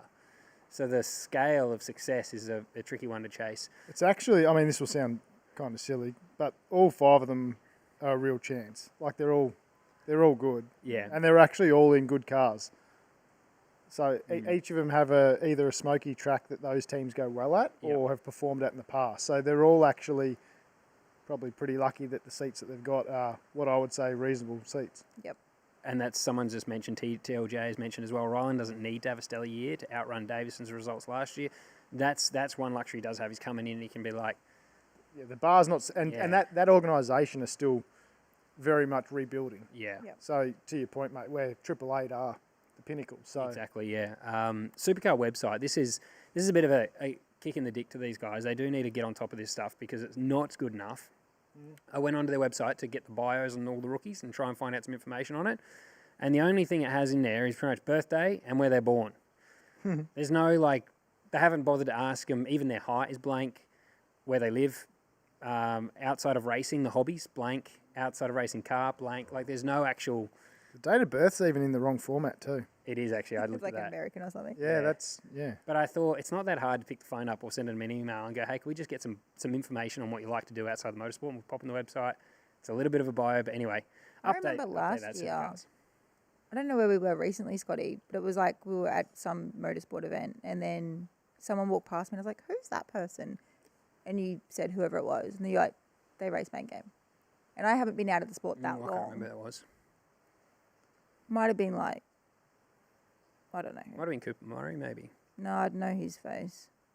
It's a good story, Shan. Thanks. Yeah. Cool Yeah, story, have you got Graham. time- Have you got time for another one? No, but you know what I mean. Oh, Like, sorry, bro, I'm glad you're here. I was like, I'm just kidding. I'm going home. No, but like they look, I'm- walked past and I had no clue who I was and I had to ask you and you're like, they're actually racing main game. And I know I don't watch it as much as you guys anymore, but I had no, like I... Was it an enduro driver? If it was an enduro driver, I could forgive you. No, I don't think, like I think, no, it was main game. Like Someone No, I else. do remember it. I can't remember who it was though. Might have been like a BJR driver or something, and I didn't know their face. Like I was like, oh, their name rung. Yeah. Anyway, Well, I remember. good story. But yeah, no, we couldn't have done tonight without you though. Thanks. But no, Well, you're here, Shan. no, I'm shit The stirring. backbone of the organisation. But that sort of chat that you were saying, Shan, I had that in Darwin when I had Phil Young, our physio. I was getting a massage when I was at Walkinshaw, and he looks after Gary Jacobson. And this is where I think I really did. When I go back and try and work out, you know, when your missus is mad at you and you're like trying to backtrack, what did I do or when did I do it? This is what happens with Supercars. I think I can pinpoint the moment I upset them. Darwin in like 2016 or something, I said to Phil Young, what is Gary Jacobson doing these days? Like, he said he's in main game. And like he was racing against me that time, and I was like, fuck, you don't, because you always stay in your own lane and you just worry about yourself. But I do look at socials and stuff, and I was like, I went on Supercars, and they hadn't done anything the whole year. He hadn't even featured. And then I realised there's a lot of us that weren't on there, and I remember posting a screenshot of the wall, and it was like 19 of the last 20. It was either Scott McLaughlin or Shane Mingersbergen. And I actually vaguely remember this. and I actually posted it and said, this is ridiculous. Remember, there's like 24 of us in this field. It's not a two-horse race. Like, you've got to make a conscious effort to give love to everyone. And it was funny because they actually wrote a story on him next. And it was about he got a top 10. It's a great result. But I'm like, this shouldn't have had to be a kick up the backside from anyone to make that happen. Because you Good at do that. forget, hey? You're good at that. Yeah. Yeah, it's normally a boot. But it is funny. Like, that's where we all need to make effort to promote ourselves, or the category needs to promote us. But because when we wear a helmet all the time, you can be... It's one of those sports where they don't actually know what you look like. You go into a pub and, as you say, because you're covered up. Yeah, exactly right. Unless you're on the podium every weekend. Like, no, people only recognise 3 drivers a weekend. 100%, yeah. That's where the podcast is crazy, isn't it? Like, Oh, yeah. it's wild. I said that to Will, like, he's already noticing it now because his face is out more. And you start to get people, like, at a pub or something, say hello and I like your pod, or I saw your race on the weekend that you would never have got recognised before that. Barb's is empty, by the way. Barb's is empty, and So, never very piss last. off those who cook your food, Scott. I need to go to the fridge to get another one, that's all. Go on, Barb's. I don't think there's any more sparkling water in No, there. there is, yeah. Go on then, Barb's. Thanks, guys. Bear with me. This one will be a thanks to Shaw and Partners. Last ad from everyone for our partners tonight, guys. Thank you. Hunters, I just want to take a moment to thank one of our fantastic supporters, Shaw and Partners Financial Services. Shaw and Partners are a leading national investment advice and wealth management firm. They act for and on behalf of individuals, institutions, corporates, charities, and family offices. So, if you're looking for advice or assistance with investments or strategies, look no further than Shaw and Partners Financial Services. With a 35-year history and 8 offices strategically placed all over Australia, their financial advisors are within reach and ready to provide tailored solutions and advice. For more information, follow the link in the description of this podcast. Back to the show. We're back. This is still the Barbs and Shan show. Elliot's Scott otherwise... and Shan show. Barb's taking a piss. Oh, what did I say? Yeah, Scott and Shan. Yeah, that's what I meant. I was going to say he's otherwise engaged. Hi. But yeah, Shannon's just... what have you done? Just dob Barb's in there on his piss break. But the next thing we're going to get into is the Toyota promotion, as Barb's makes his way back from the but he's done a bad job. He didn't stock the fridge before we started this episode, so he's out. But next is, I've written Timing Matters. Toyota missed the window for their build documentary. They've announced that they do have a documentary coming out Feb 10? 16? Oh, Feb 16. Yep. Go on, Barbs. Soundtrack. Don't want to get in Lovely. trouble again. But they do have a documentary coming out, and I think they've kind of missed the boat here because it would have been really exciting to follow the build, and I think it's going on Fox and KO, and this is where, like, Fox and KO don't have the flexibility to just create and upload. I think this would have been a great YouTube series. Supercars could have promoted or cross-collaborated with the team, but I would have loved to have followed the build through to when they did the shakedown. Well, this is where I will give props to BJR because they do a lot of content and Brad does lots of pieces to camera and things like that. And it's very raw and uncut, which is great. I think people like that. But, you know, they do a lot of that. So I think that is a shout out for them. They've obviously been on the pump too trying to build these things. That content they do, It's great. it's spot on. It's exactly what fans want. I love it. I learn something every time. Like, it's awesome. Brad does a great job of that. Yep. Just really relatable, talks everything in layman's terms, easy to digest. And they do it regularly, which is key, right? And some of them are getting 60,000 views, which Yeah. it shows, again, like there's an audience out there that are craving this type of content. Some of them are short, some of them are longer. We watched one last night, Shannon, on the stickers, like That how was they. like 90 seconds. That was really cool. That was actually, I watched it. It was great. Yeah. And I had never seen that before because we take for granted that we've had the same cars for so long. I've never seen someone when they sticker a car for the first time, a new model, how they line everything up. Well, and that thing is so tricky for them, like with sponsor placement stuff, with the body panels, the way that's shaped, it is. It's the Toyota teams have their work cut out to try and make it commercially work. Yeah. Compared to a Mustang or a Camaro. Yeah, it's definitely hard. I did notice on the Walkinshaw cars, I thought the logos on the bottom of their door sills was too hard to read. Like you couldn't. The GR was a bit like. Yeah, the GR is like slapped across the back Yeah. corner or something. So It's definitely a lot harder than a Mustang or Camaro. for sure. someone's put in their GR Optus. It's like Groptus. It actually It does. does look like that, yeah. GR Optus. They're like the same size. But anyway, I'm sure the documentary's going to be awesome. So Feb 16, keep an eye on that. Crompo's company's made that airtime. It's only 1 hour long, which sounds like a bit, but I would have loved to have, honestly, I would have watched 4 1-hour episodes of that. I think if we could see a good 4 1-hour doco across YouTube, I'd be all over that. And they could have bounced back from the team, so like from BJR to WAU, and Yep. they could have. Yeah, it would have been nice if that was mini series. Yeah, we did offer it. Like I said to Toyota that I would do it, and we were told that 19 Media will be nowhere near Toyota, and obviously that's come from Crompo. I won't say where that's come from, but I wanted to do something for the fans around the Toyota build. Yeah, but that's a closed shop. I'm surprised you even asked. Well, that's the problem though, isn't it? With this, that's half the reason when we see commentary changes, people wonder why. There's no competition, right? We're talking about quality of content that goes to punters. Everything goes for tender. What'd you say? Everything should go for tender. 100%. Silly Shannon. Exactly, but instead we've got people that own everything, and then they keep it in house. Nothing, and then the quality of the content goes to shit. The execution's bad. Where it gets published isn't right. But anyway, we'll be curious to see what it's like. Hopefully, it's good. Yeah, I'm sure. They've actually got that other one. They did it over the finals, and I saw like the littlest bit yeah. of promo, which I don't even know if it was on an official channel, but that like about the finals, and I'm like, why is that? That's meant to be. Like, we should have carried momentum from finals. Like we were all so like invested in that. Yeah. To then now, and it's like, oh, we get to see that the day after this. I think the biggest thing, like, we're all just craving content, right?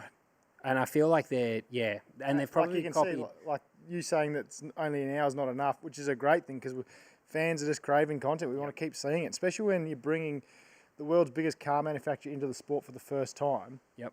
You should be able to get more than an hour's worth. 100%. Yeah. You know, I'm sure they were documenting the meetings that they would have had probably in Japan, like at the start of this whole process, and then bringing stuff back and wind tunnel and all that shit.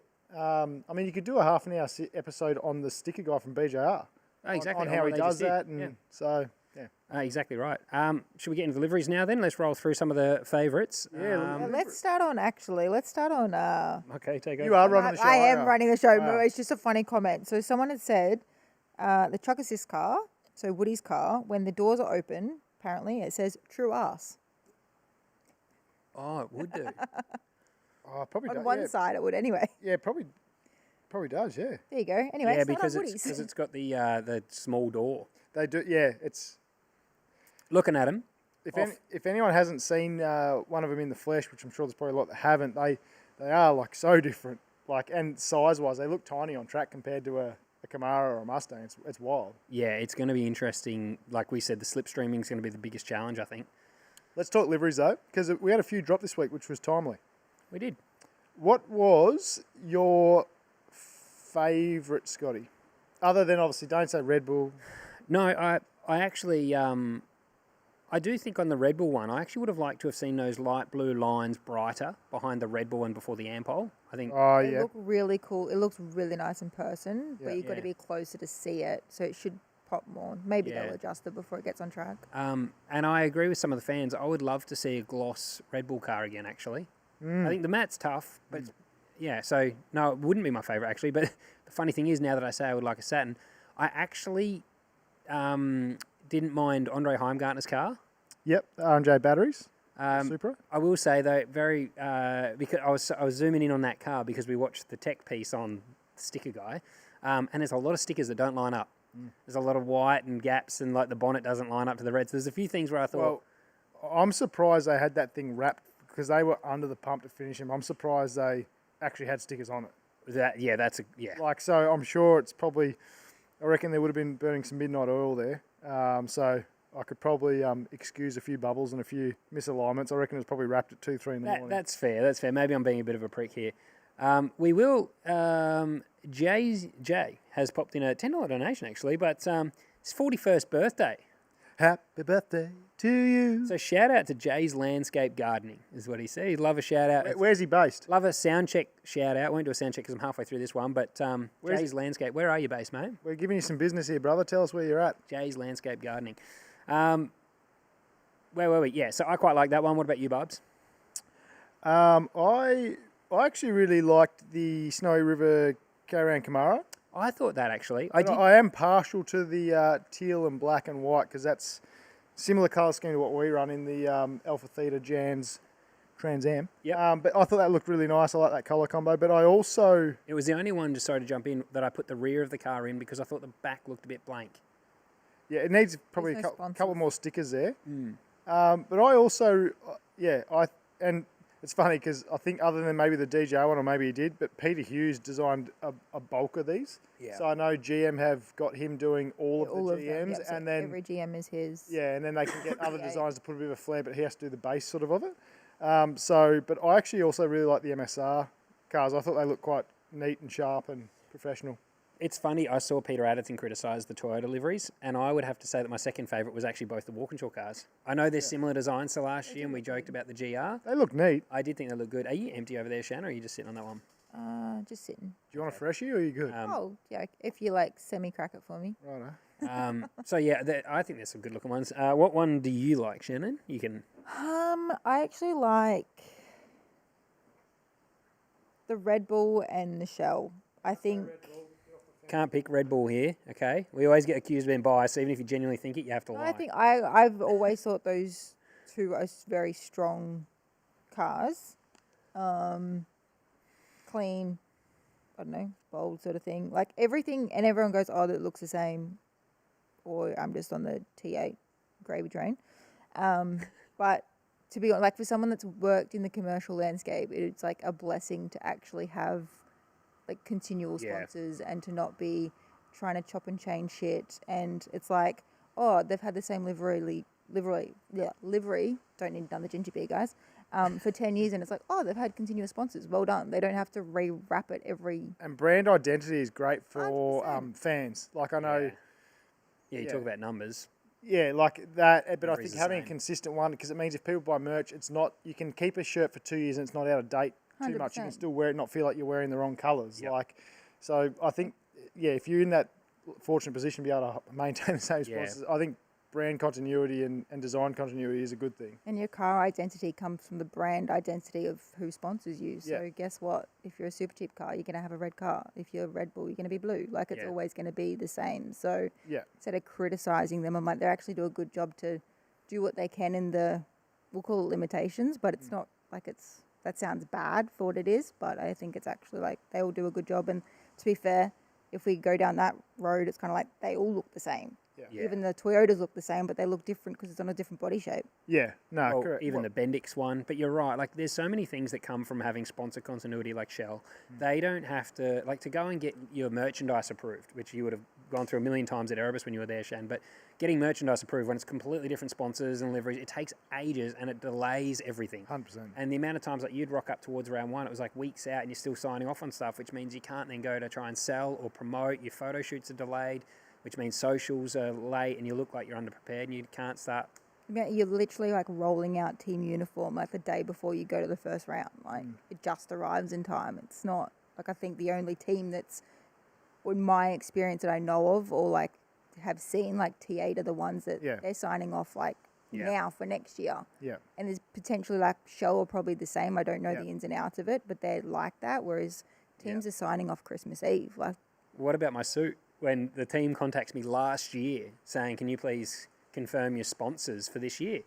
And I'm like, I Like, I haven't even picked up the fucking phone yet. we're still like, I haven't even looked at like trying to secure a sponsor for the Enduros, which is in September.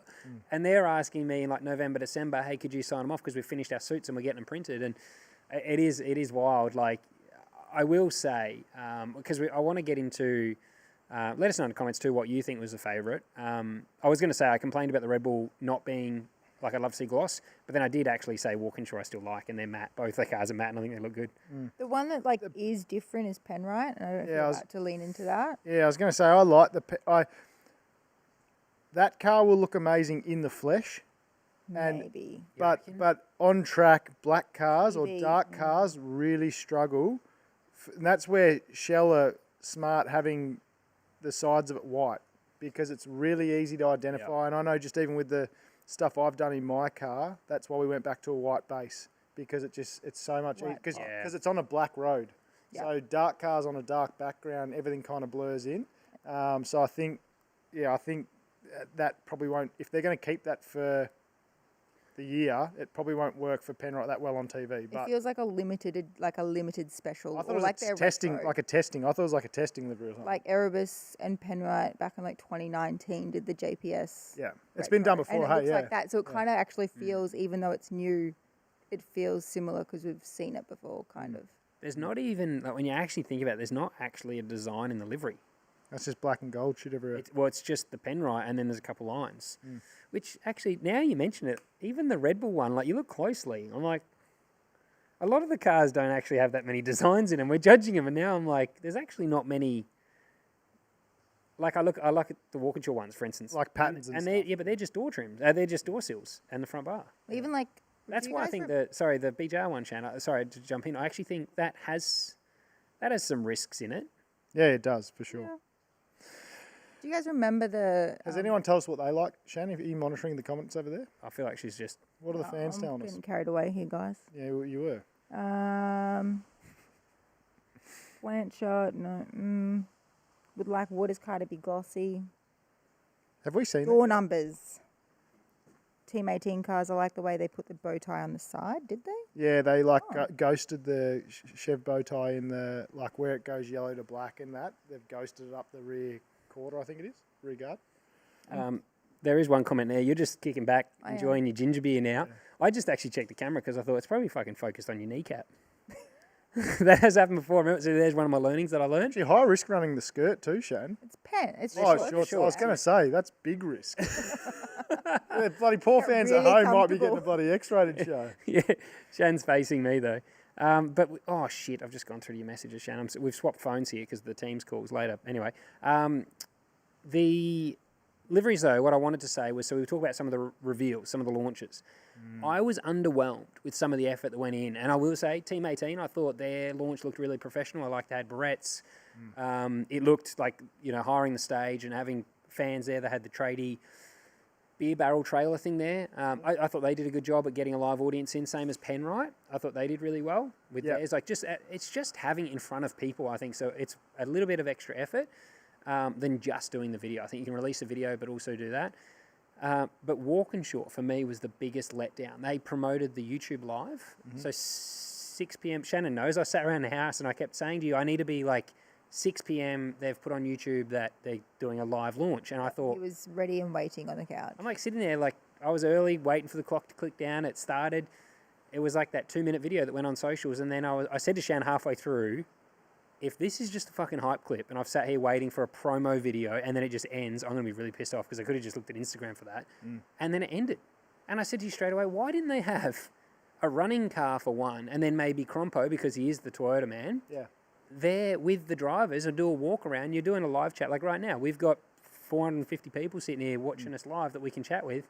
They would want to ask questions and see the car up close and walk around, ask something. Engage with your fans. Maybe ask Bruce Stewart some details around the build, challenges you had, maybe make it like a 20-minute launch. And I was like, what the fuck? This is the homologation team for the newest, like the biggest story we've had in supercars in so long, and they made a 2-minute clip.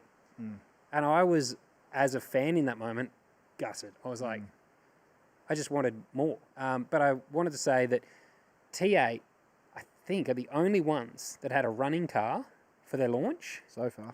They travelled from Brisbane down to Geelong. Yeah. Had a live show, did donuts and burnouts. They had the Ford Mustang there as well as the race car. Filmed it, content out the next day. They had content out that afternoon. We went down there, Shan, for it. And that, for me, would scare... If I was everyone else, I would go, fuck me. Like, you've got cars rocking up doing their livery launches, like BJR, at Winton. And that shows how far ahead TA is. And that would make me worry because they've still had they've switched manufacturers over the break. They're the homologation team. They've taken on the engine program. Well, I was just going to say, it shows how much Ford are behind that program now as well, right? Because that's why I was in Geelong and all that stuff, and Ford obviously were pumping the Mustang road car there because I had a staff member that was down there, nothing to do with motorsport, and was like, oh, there was all these Mustangs down there and they were loving them, and like, how good's that thing look and all this. But obviously, yeah, Ford as a manufacturer obviously helping push that. Maybe for the fans to turn up, but it's completely up to the team. Like, we went for a beer after the appearance with Dutto. And they're all, as every team is, but they're doing like 100-hour weeks. They were literally getting back to the workshop the next day before they were bloody shaking should. down on this. Like, to be there Saturday, go straight back to Brisbane, workshop Sunday, to then be shaking down Monday, Tuesday, all of the things. Like, the challenge for the Toyota is a little bit different. I'll give some credit there where they had body panels that needed to be made after the aero wind tunnel testing. But I just thought, I think it's disappointing. Like, you know, even BJR rocking up with a plain black car for Cam Hill at the first test, and he's in a BJR suit. You look at other categories, no car in any other category is going to their shakedown really without at least a testing livery. Yeah. Something like, if you could do the R&J batteries one, I'm like, surely at our premier level, there shouldn't be that much discrepancy. You know, I remember on Saturday when you guys, like, I went down for breakfast with the Scotty and Nick and that beforehand, and we dropped you guys out, and then Nick was like, well, this beats a sausage sizzle in a workshop. Yeah. And I was like, that's exactly right. Yeah. He was standing on the hill as Matt Hall was flying around and stuff, and he was just like, right, so this is how they do it. Like, it was just a real eye-opener, and I laughed because I said to him, I remember my first time here at Toowoomba, like when we did the launch up there, and 8,000 people turned up at Toowoomba. They had people, so all of the guests arrived via corporate private planes, landed on the runway and got escorted in and got to watch the launch. And it's just like, man, the amount of thought that goes into that. But at this time of year where they're switching manufacturers, the challenge has still been big up there. But they managed to do that. They've shaken down both cars. And there's a comment here too, like, you would think Toyota being new would go all out, and it sort of goes back to you, like, going Ford's pushing it. They're not new, they're just new team, there's new alliances. But then Toyota with Walkinshaw, Crompo's got that in too. Like, all the ingredients are there for the perfect recipe, which they just didn't do. Yeah. I honestly think that live was probably the biggest disappointment because I was expecting, because it was Walkinshaw and Toyota and they promoted the live. I would have expected a lot more from Toyota, even if they, like, they've got so many things that they could have done, even with their 86 program and stuff, to help have cars banging around and all that sort of stuff. I don't know. I thought there would have been more. You're right, because they're obviously investing heavily. Well, even just stickering up the car they were testing last year and doing a livery in that, like a launch ages ago, before it was even homologated, just launching that, you know, like. Yeah. Anyway, that was my thoughts. But credit to teams like Team 18 and Penrite that I thought put on live shows and actually had people come and look and touch and feel the cars. Yep. I thought that was mega.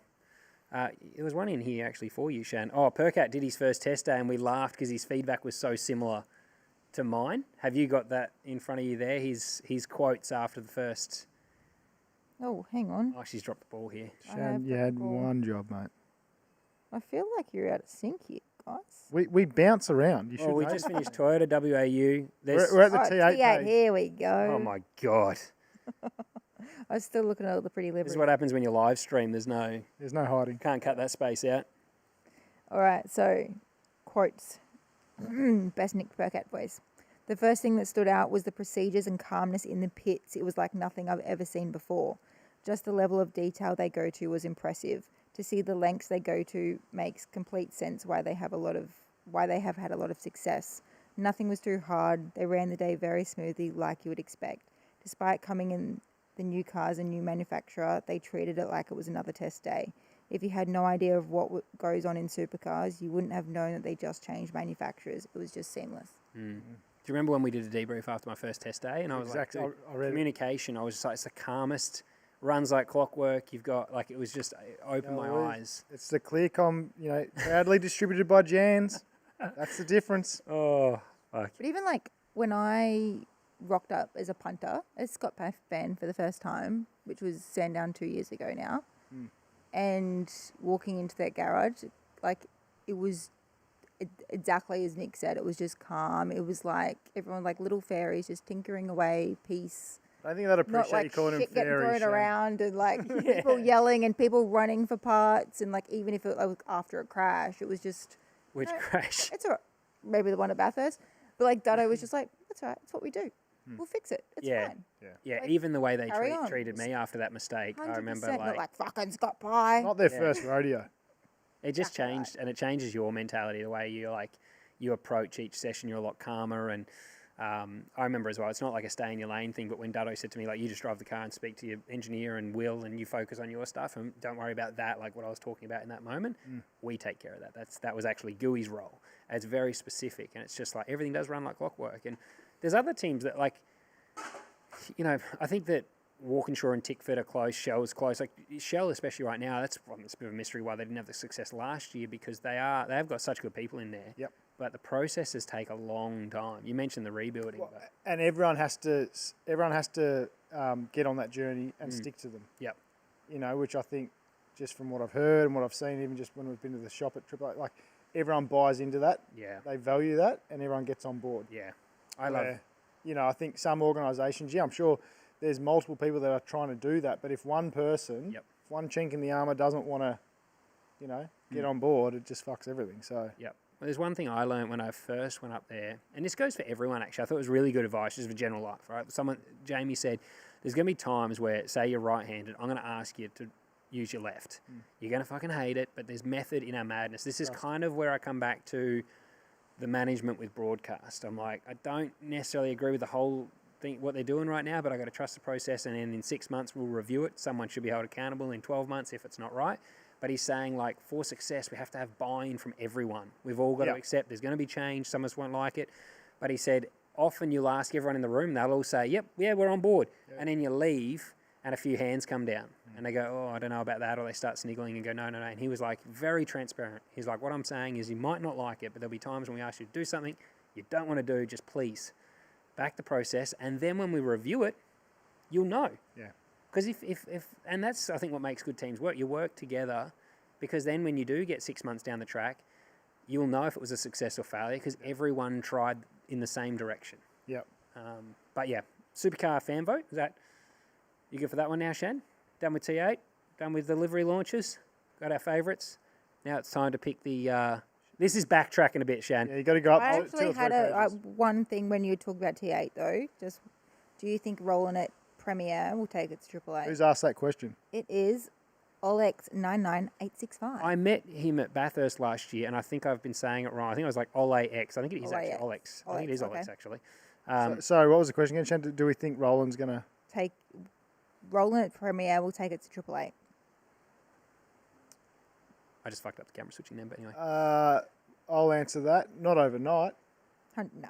You know, like I'm Oh, sure... What do you think then, Shan? Jeez, go on. No, nothing happens overnight. I'm right? sure. I'm sure there'll be. I'm sure we will see, because even at Adelaide last year, I would say there was improvements across in sections. There was flashes of improvements. So I'm sure they'll roll out a lot stronger than what they have been. But I mean, are they going to take it to Triple A? It's not just one person, right, that makes Triple A great. Yeah. There's a team of what? How many staff they got? 50 or 100 or? 68. I think it was. There's 60 great people that make that. Like, so one person, it would be stupid to think that one person is going to make 60, you know, the difference of 60 people. In any organisation, doesn't matter who it is, doesn't take matter. a long time. So, Well, the back part of that question was, or are we good for another 5+ years before that? It's like, well, it may not take him 5, but No. it won't happen tomorrow. no, He's patient and trusts the process, but he's not that patient. So it'd be interesting how long until he does expect results. I think they will improve greatly this year on last year and the previous years, but, you know, will they consistently take Triple Eight? I'm not going to say this year, no. Not unless the Ford rolls out an absolute shitbox, which I can't imagine is going to happen. It is a very good question. Put it to the punters as well. You guys in the comment section, let us know. Do you think Premier will win races this year? That's really the question. I think. Yeah. I think they'll win a race. Yeah. You think they'll win race? I think they'll win at least one race this year, Yep. somewhere, for sure. Yep. Well, they were okay. close to Bathurst, right? Correct. Jimmy Golding and D. Russ. Yep. You're right. You're getting picked on because your stubby cooler's empty, Barb. Yeah, he's so back at the fridge now. sort He's getting me your one shit as well. out. I'll get myself another sparkling. Barb's doing a ultra marathon again in a couple of weeks. Not looking away. Like next month? Crazy person. Yeah, well, got nothing else to do. May as well. I'll say it, sound check. Jay's Media, thank you, mate. He's donated $2 just to let you know that your stubby cooler was empty. So thank you Just for to that. highlight it. Just to really rub it in there, mate. Thank you. I've got Shan's phone The here. fan It's not vote? got me. Yeah, so the fan vote. Do you want to take it away, Shan? You can read that, mate. You All right. So the question was, we asked you, the fans, who will be the lead Ford team in 2026? Who asked? Supercars. Supercars. No, I personally went out and surveyed everyone. 46% said Red Bull Ampol Racing, 19% Penrite Racing, 19% Shelby Power Racing Team, and 16% Tickford Racing. Actually, we forgot a little bit about Tickford, haven't we? Haven't heard a lot. And Actually, they weren't even in our livery reveals, were they? Because They haven't done launched it. They haven't- yet. they haven't I launched think a livery. They're like this weekend or something. geez, I hope they have a turnaround there. They sort of last year was a bit of they kind of were off the radar a bit last year. That Well, was- other than round one where Cam was awesome. Other than that, like Yep. Cam his partner Brooke just had a baby. Congratulations, guys. congrats. Welcome Congrats, to the I new actually- little girl. Yep, I text Cam just before actually to say congratulations. Very good. It is the one thing, good on Penrite, because they've really climbed up the board here to be like the second favourite Ford team. Yeah, and I do think this year, depending on how Kai goes in his second year, because I mean, Kai had a great rookie season with the format the way it was. I think he was still 10th or 11th in the championship points, but He still had a great rookie But- season though, podiums and stuff. I mean, you know, I hate to be the devil's advocate, but a lot of those podiums, one, he was 21st when he finished on the podium. Remember the safety Does he car? have the trophy at home? Is what I'm saying. He does, but I'm saying now we're back to the, well, actually no, we're still in this fucking stupid format, aren't we? What do you mean So you it doesn't loved it, matter. Scott? You It can't doesn't matter. backflip. You're not allowed. There's Yeah. no evolving. Jesus, fair. But it is funny because as teams, yeah, they've really stepped up, and I think it surprises me that Shell is still third. Like Well, they're still Rylan and Brody, though, I'm like, surely people are backing that. And Tickford to have, you look at like Penrite has one guy who's one season in. Shell has a rookie, and everyone still voted that Cam and Thomas Randall are the worst Ford team. Yeah, which That's surprising. Which is no shade on Cam and Thomas because everyone knows how fast they are and how good they are. But it obviously, if I was Tickford, if I was running Tickford, I'd be like, fuck, our fans have no faith in us, is what I'd be thinking. Like, we need to change this. Like 16% of the votes, dude. that speaks loud. It does, and actually, I will say you said it, Shan. They're actually tied on 19% for second and third, aren't they? So, Correct. Yeah. So that's like what that's. Even Stevens would call that. but they haven't done the survey yet. We haven't seen it come out yet. But top Chev team, who we got? Go first, Shan. You can before you. She's like, who's the Chev team? I'm going to say The only team. one I know is not who I'm picking. I'm going to say team 18. Why? No, who are you not picking? Are you biased? No. Who Oh, are actually, there? Is there only Erebus in Team 18? no, and Premier, yeah, I'm going to go Premier. You're going to and MSR. Sorry, and Oh. MSR. Oh, they got rookies. Maybe Team 18. Oh, Blanchard's aren't on that list. Yeah, someone just said that. For But BRT for the Ford team. does that mean they got no votes or they weren't an option? And they Well, I don't think forgot about- Supercars made them an option. What's a bit What? rude? Well, there's only 4 logos. Otherwise, Yeah. I'd put 0% and the logo, right? Maybe if, they if felt it was bad an putting option. 0%. No, maybe they also forgot that. They forgot their rookies and they forgot all the I actually think names. BRT are going to go well this year. I think they will. I think they got Triple Eight Technical Alliance. They got good people there. They got two fast drivers. Like I actually think BRT are on for their best year. Traymon's put in the Erebus top Chev. Who you got, Barbs? Who was yours? I was saying Team 18, but I might backflip to Erebus now because Shan used Team 18, and they're a good shout. Cooper's been fast. I think Joe will be fast, and they have fast cars. I'm going Team 18. I did think it was odd. Adrian Burgess, I didn't see him at the launch. He's probably at home. Maybe he just got sacked after our podcast. I did actually. When I saw your note, I was like, "Fuck! I hope he hasn't got the ass because he come on here." Yeah. I was like, I didn't see him in the photos. He would have let us know, surely. It is unusual to see the team manager there at that team and not the team owner in front of the camera. So it could just be that. Yeah. Okay. Team 18. So yeah, top Chev team. I'm going Team 18 as well. Top Toyota team. Is it? It's only a head. It's a Well, Walkinshaw and BJR, isn't it? yeah. So who you got, Shan? Walkinshaw. Walkinshaw. I'm going BJR. yeah, I'm actually going to go. BJ will be split though, right? Because it'll be Car 8 and Cam Hill. Because Macaulay will be with the. How does that work with the 3 cars? It'll be Cam Hill and Andre. Yeah. And then So I'll go for that pair. I'm with you, Scott. I'll go back BJR. They usually, when stuff's new, they usually roll out real good. remember that year with Fabian? They went to 2013 Car of the Future, smoked everyone. They went as a customer team to Triple Eight and they nailed it. Even Triple Eight said, they thought that, homologating a car and everything was such a big workload that they probably didn't get to focus on setup. I think, And then that's where I was like thinking today, I wonder if I think DJR is and gonna I be- think Walkinshaw on that point being the homologation and such a big workload, maybe they're going to have other things they're focusing on. So Yep. I'm with you, brother. Should we dive into the Daytona stuff? So we're up to it. We are Shane, this is flying you. through it. Take it away. Oh God, I wasn't even up to it. Oh. I'm Actually, reading the comments, before we do, guys, because before we're we just do, getting some Yeah, more, let's get us some comments. some more donations. Oh. Jay's Media, Phillip Island v Tail and Bend for MotoGP and Supercars. Thoughts? Tail and Bend, middle of buttfuck nowhere. can't And swear on Phillip this Island, podcast. the classic track. I'm going Tail and Bend, which is going to be, I'm saying Tail and Bend over Phillip Island for Supercars. Controversial one probably because a lot of people love Phillip Island. But, I'd say that for Supercars. but I think Supercars at Tail and Bend. Sorry about the rain, it's pissing down here. You can probably hear it in the background. The Bend. What about you? You've said Bend over Phillip Island? For Supercars, we get the Bend, Yep. yeah. What about you, Shane? You've done plenty of laps around both. Yep, I never thought I'd have to go to Tail and Bend again after leaving Supercars, but As a fan, which As a do you fan? choose? Not because you can drive Phillip Island because you're lazy, Shane. I know that's what you're that's thinking. really what I was I going to can be there an hour and a half. Yeah. Oh, was that much of a muchness? Okay. We'll call you Elliot Fence Sitter. And G'day, Switzerland. MotoGP, I'd actually like to see them at the Bend. Because I would like to see, Is because that is one. I think that's what the question was. Because there is talk that they're going to lose the MotoGP at Phillip Island. Yeah. And Tail and Bend's trying hard to get it. I mean, Phillip Island I like for the bike. There's so much history there, and I don't know if you want that to go. Is the only thing I think. I'd like to see the bike go around like the big circuit at the Bend just to see what that's like. Yeah, yeah, But I think for the race, keep it at Phillip Island. So much history there. definitely. Yeah. Yeah, no, I agree. Actually, you're right. You want to keep it there. And there's all those iconic corners named after history. Yeah. Brad Gallant as well chucked us a donation. Thank you, mate. Off topic, SVG helmet with the Ovals 101 under Kiwi arm is funny shit. What?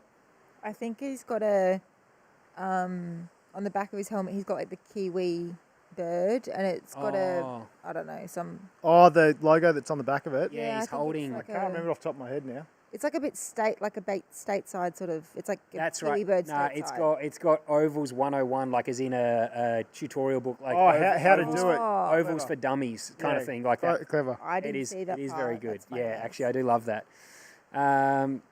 So she's a 200 lapper. Shan, what else She we got? What's is. the entries look like? This was actually, I didn't know this, so I threw this in for you. Thank you. Make you sound great. I'm Hang on, don't I'm steal her thunder, mate. Let Hey, her roll I'm with it. gonna fuck this up anyway.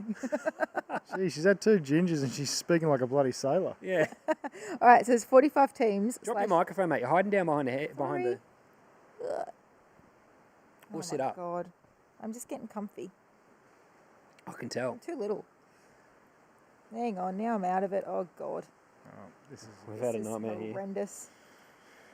I don't need a bathroom. Alright. You got any more ads? I need a whiz. No, that's it. We're out. We'll replay.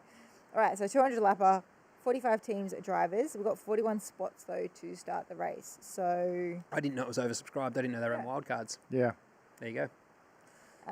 36 chartered teams are entered, as well as 9 open teams that must race their way into the field. So Who are the open teams, Shan? Talk to us. number 36, Chandler Smith. Smitty. 40, Justin. Our guy. it. Love that Traveller Whiskey livery. So that's JR Motorsport Oh, it running is that too. via Hendricks. So that they finished, just a hot tip for you guys, they finished 10th last year, the first crack at it. So, and their merch, I don't know if you guys saw it. So Chris Stapleton, the country singer, his whiskey, which is Traveller Whiskey, is the sponsor, and their merch looks awesome. I need to try and find some and get some sent to Australia. It does look awesome. badass. Do we know anyone in the States who could get it for us? Not that would. Maybe I'll have to ask Shane to walk Actually- over to the hauler and buy me a shirt. Shane would want a commission on it, wouldn't he? You know when we asked for a hat and he sent us the link for... I'll message Josh. Josh will do it for us. Yeah, Josh would for sure. Shane Spotter. Okay, who else we got, Shane? Who else is the wild cards? 44, JJ Yele. I hadn't heard of him. Yep. Sorry, guys.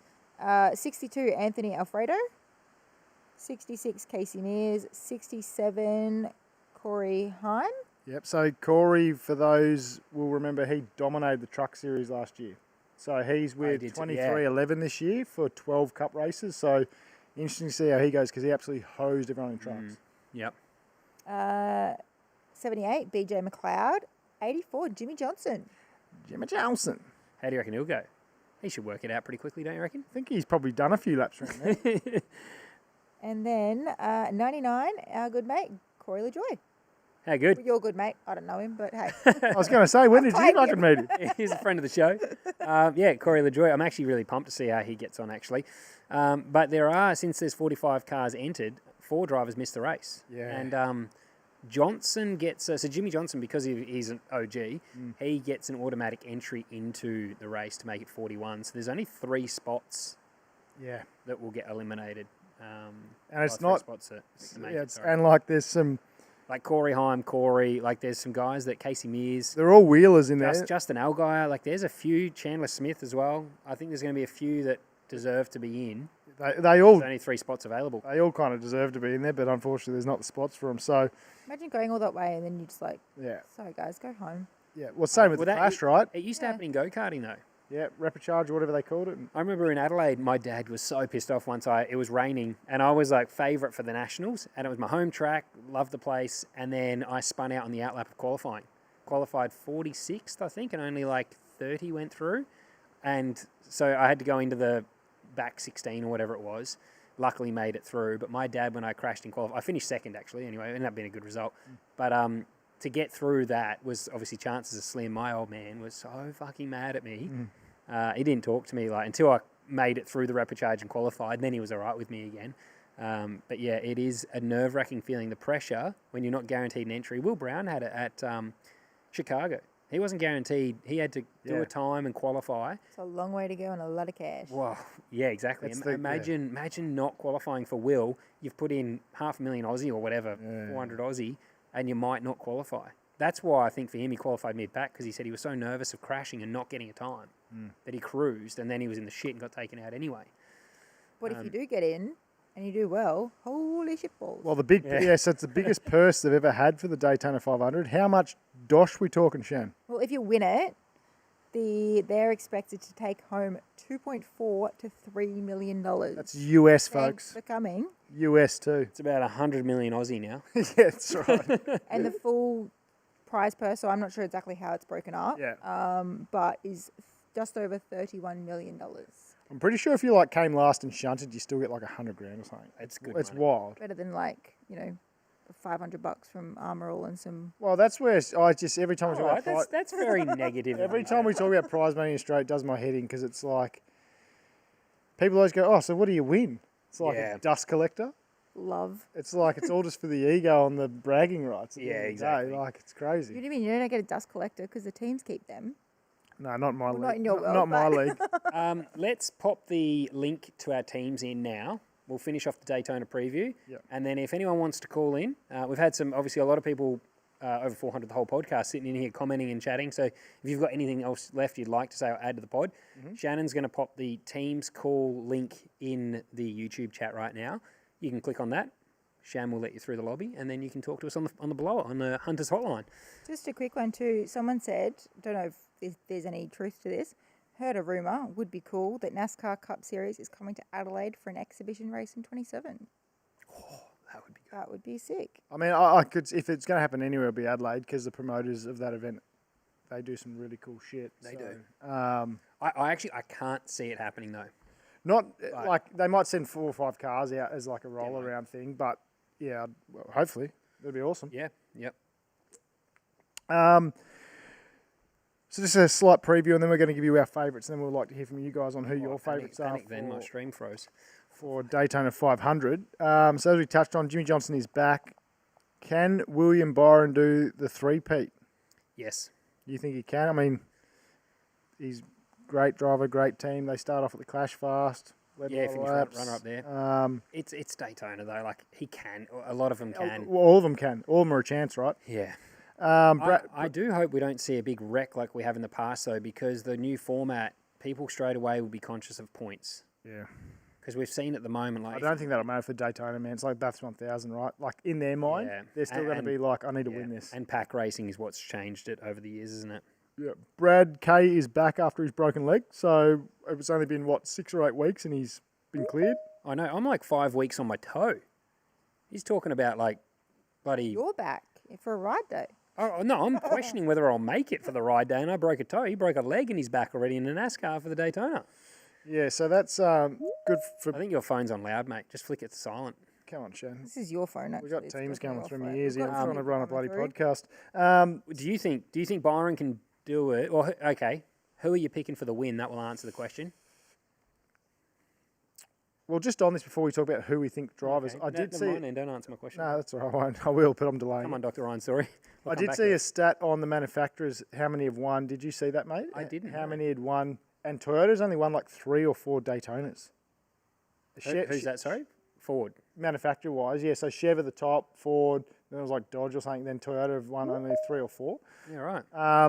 That's on silent, guys. That's not me now. That's okay, that's okay. Turning Just the turn Bluetooth down. So, yeah, Toyota obviously aren't historically that strong there, which worries me a bit because You're still going to pick Hamlin, aren't you? No, I'm not. I actually think Blaney's going to win it. Yeah. Well, he's actually, so NASCAR do their favourites. Blaney's second favourite to Byron. Yeah, so I think it's a good shout. Should we see what Brad Gallant thinks? I think we should. I'm going to go Byron just quickly. So go on, Jen. Brad Gallant. You got us, Brad? Oh, there we go. Try it now. Hello. Whoa, there we go. Got ya. Can you hear us there, Brad? I can hear you. Oh, Hang success. on, let me just pause the iPad. Hey, we're going better than the last time we did this. Mate, We are, Brad, we got but further in. Shan didn't actually tell us we're going to a call then, so I had it turned down. So, communication's key. I said Brad Gallant. He's not here. What are you up to, mate? Doesn't matter. Watching New Legends, having a beer. What are you drinking? What's your Ginger beer? beer. Oh, ginger beer. What's your ginger beer of choice? Brookvale Union. Yeah, no, I like a Brookvale. These guys are on the Matsos. They're very Let's gingery. give it a They're go. very good. So what are you thinking, mate? Daytona, is that what you're... I got 2. I want to go back to Scott's advertising for Supercars in the first round. Oh, yeah, yep. I do a lot of driving around Sydney from Newcastle every day. One bus had the back of the bus wrapped with Sydney. That's it. Yeah, right. That's all I've seen. It is. So I've had, when I put up saying that I don't think they've done enough advertising, there has been a few people saying they're seeing it, but I mean, it's probably like 6 people from 300 comments. And I do think, like, surely wrapping every fucking bus they can, I don't know, because I still think there's those Facebook ads you can pay, but you're right about, like, say a bus. That's something I didn't even think of. That type of stuff's in your face all the time. And it's, I don't know what the type of advertising's called, but when you see it enough around the place in your day-to-day life, you are more inclined to find it. Yeah, I know what you're saying. That's what we're lacking. Like, the bus is a perfect example. Like, we don't see billboards. I said to Brock Feeney when we were down Geelong, I said, when was the last time you saw a billboard? Melbourne does it well with the trams. Yeah, like Melbourne Grand Prix, they've got the bridges as well, and they'll wrap trams. Yeah. Actually, Chaz did it with Optus. The bus is a good one, mate. Queensland do it with the GC 500. Townsville does it with the Townsville race. They've always got trams and buses, everything wrapped. Sydney, there's never anything, especially when we go to Bathurst. Yeah, it's a good Big point. city. Big city. What are you thinking for Daytona, Brad? Well, I'm on Barb's train. I'm going Denny. Yep. I really want Denny to succeed this year. Yeah. Shane, obviously for Shane, really want him to succeed this year. Ovals, road courses, we know he's going to win. Well, one good thing for you, Brad. NASCAR in their power rankings put Shane 14th for the Daytona 500. Not so that's silly of actually, I feel like they're not, for whatever reason, there's got to be some method in their madness. They're starting to think, last year they wouldn't have put Shane 14th favourite for Daytona. Well, his average towards the back end of the year on ovals was 14, I think, for the last, how many rounds, wasn't it? Or something. Yeah. So I'm picking. maybe Well, he did good until the finals, and he sort of bum-steered himself and won the one race that was too late. We were there, weren't we, that one? Maybe it was us. Could have been. Would have been Elliot, not me. But we were at that one. That was Darlington, where he had the mad understeer all night. He was blowing up. Yes. Blowing up deluxe on the radio too. I'm going to pick Shane for a top 10. Yeah, I like that. Yeah. And the duel for Friday, Oh, yeah. Yep. the Daytona is, I'm pretty sure it's the highest of the open charters, gets in. And it is live on KO. It is live on KO at about 9:30 on Friday morning. Oh, $45 a month. Oh, very nice. Oh, Shannon's very negative tonight. It's reminding everyone it's $45 a month. You've had your aggro pill, Shan. Settle down. I pay for the KO at our house, so you can quiet down over there. But okay, so Friday 9 a.m. You reckon? That sounds good. I Yeah. like it. All right, tune in for the what do they call it? The duel. The duel. Beautiful, mate. Thank you, gents. Thanks. These are awesome. Thanks for calling in, Brad. Yeah. We love your support, mate. Thank you. Thank you, dude. Are any of you going to Sydney for Saturday? No, I'm actually not going up until Sunday just because I can't walk. I can't walk around, so I was going to, but now I'm not. I'm just going to live stream the race from here probably and watch it down here in Melbourne. Yeah, I'm the same, Oh, mate. beautiful. I'll be there for the hopefully ride to down meet Monday you though. at some stage this year in a race meeting. Sounds good. Thanks, Brad. Appreciate it. Thanks, dude. Love yous. Thank yous. Have a quick. Take a P15S. I'll quickly run off the. What do I have here? Yeah, so the power ranking, which is what I mentioned to Brad, Shane's 14th in that one, which is voted by NASCAR, which I think is pretty good. I would love to see Denny Hamlin win it. I actually don't think he will win the Daytona 500. I'm picking him for the championship.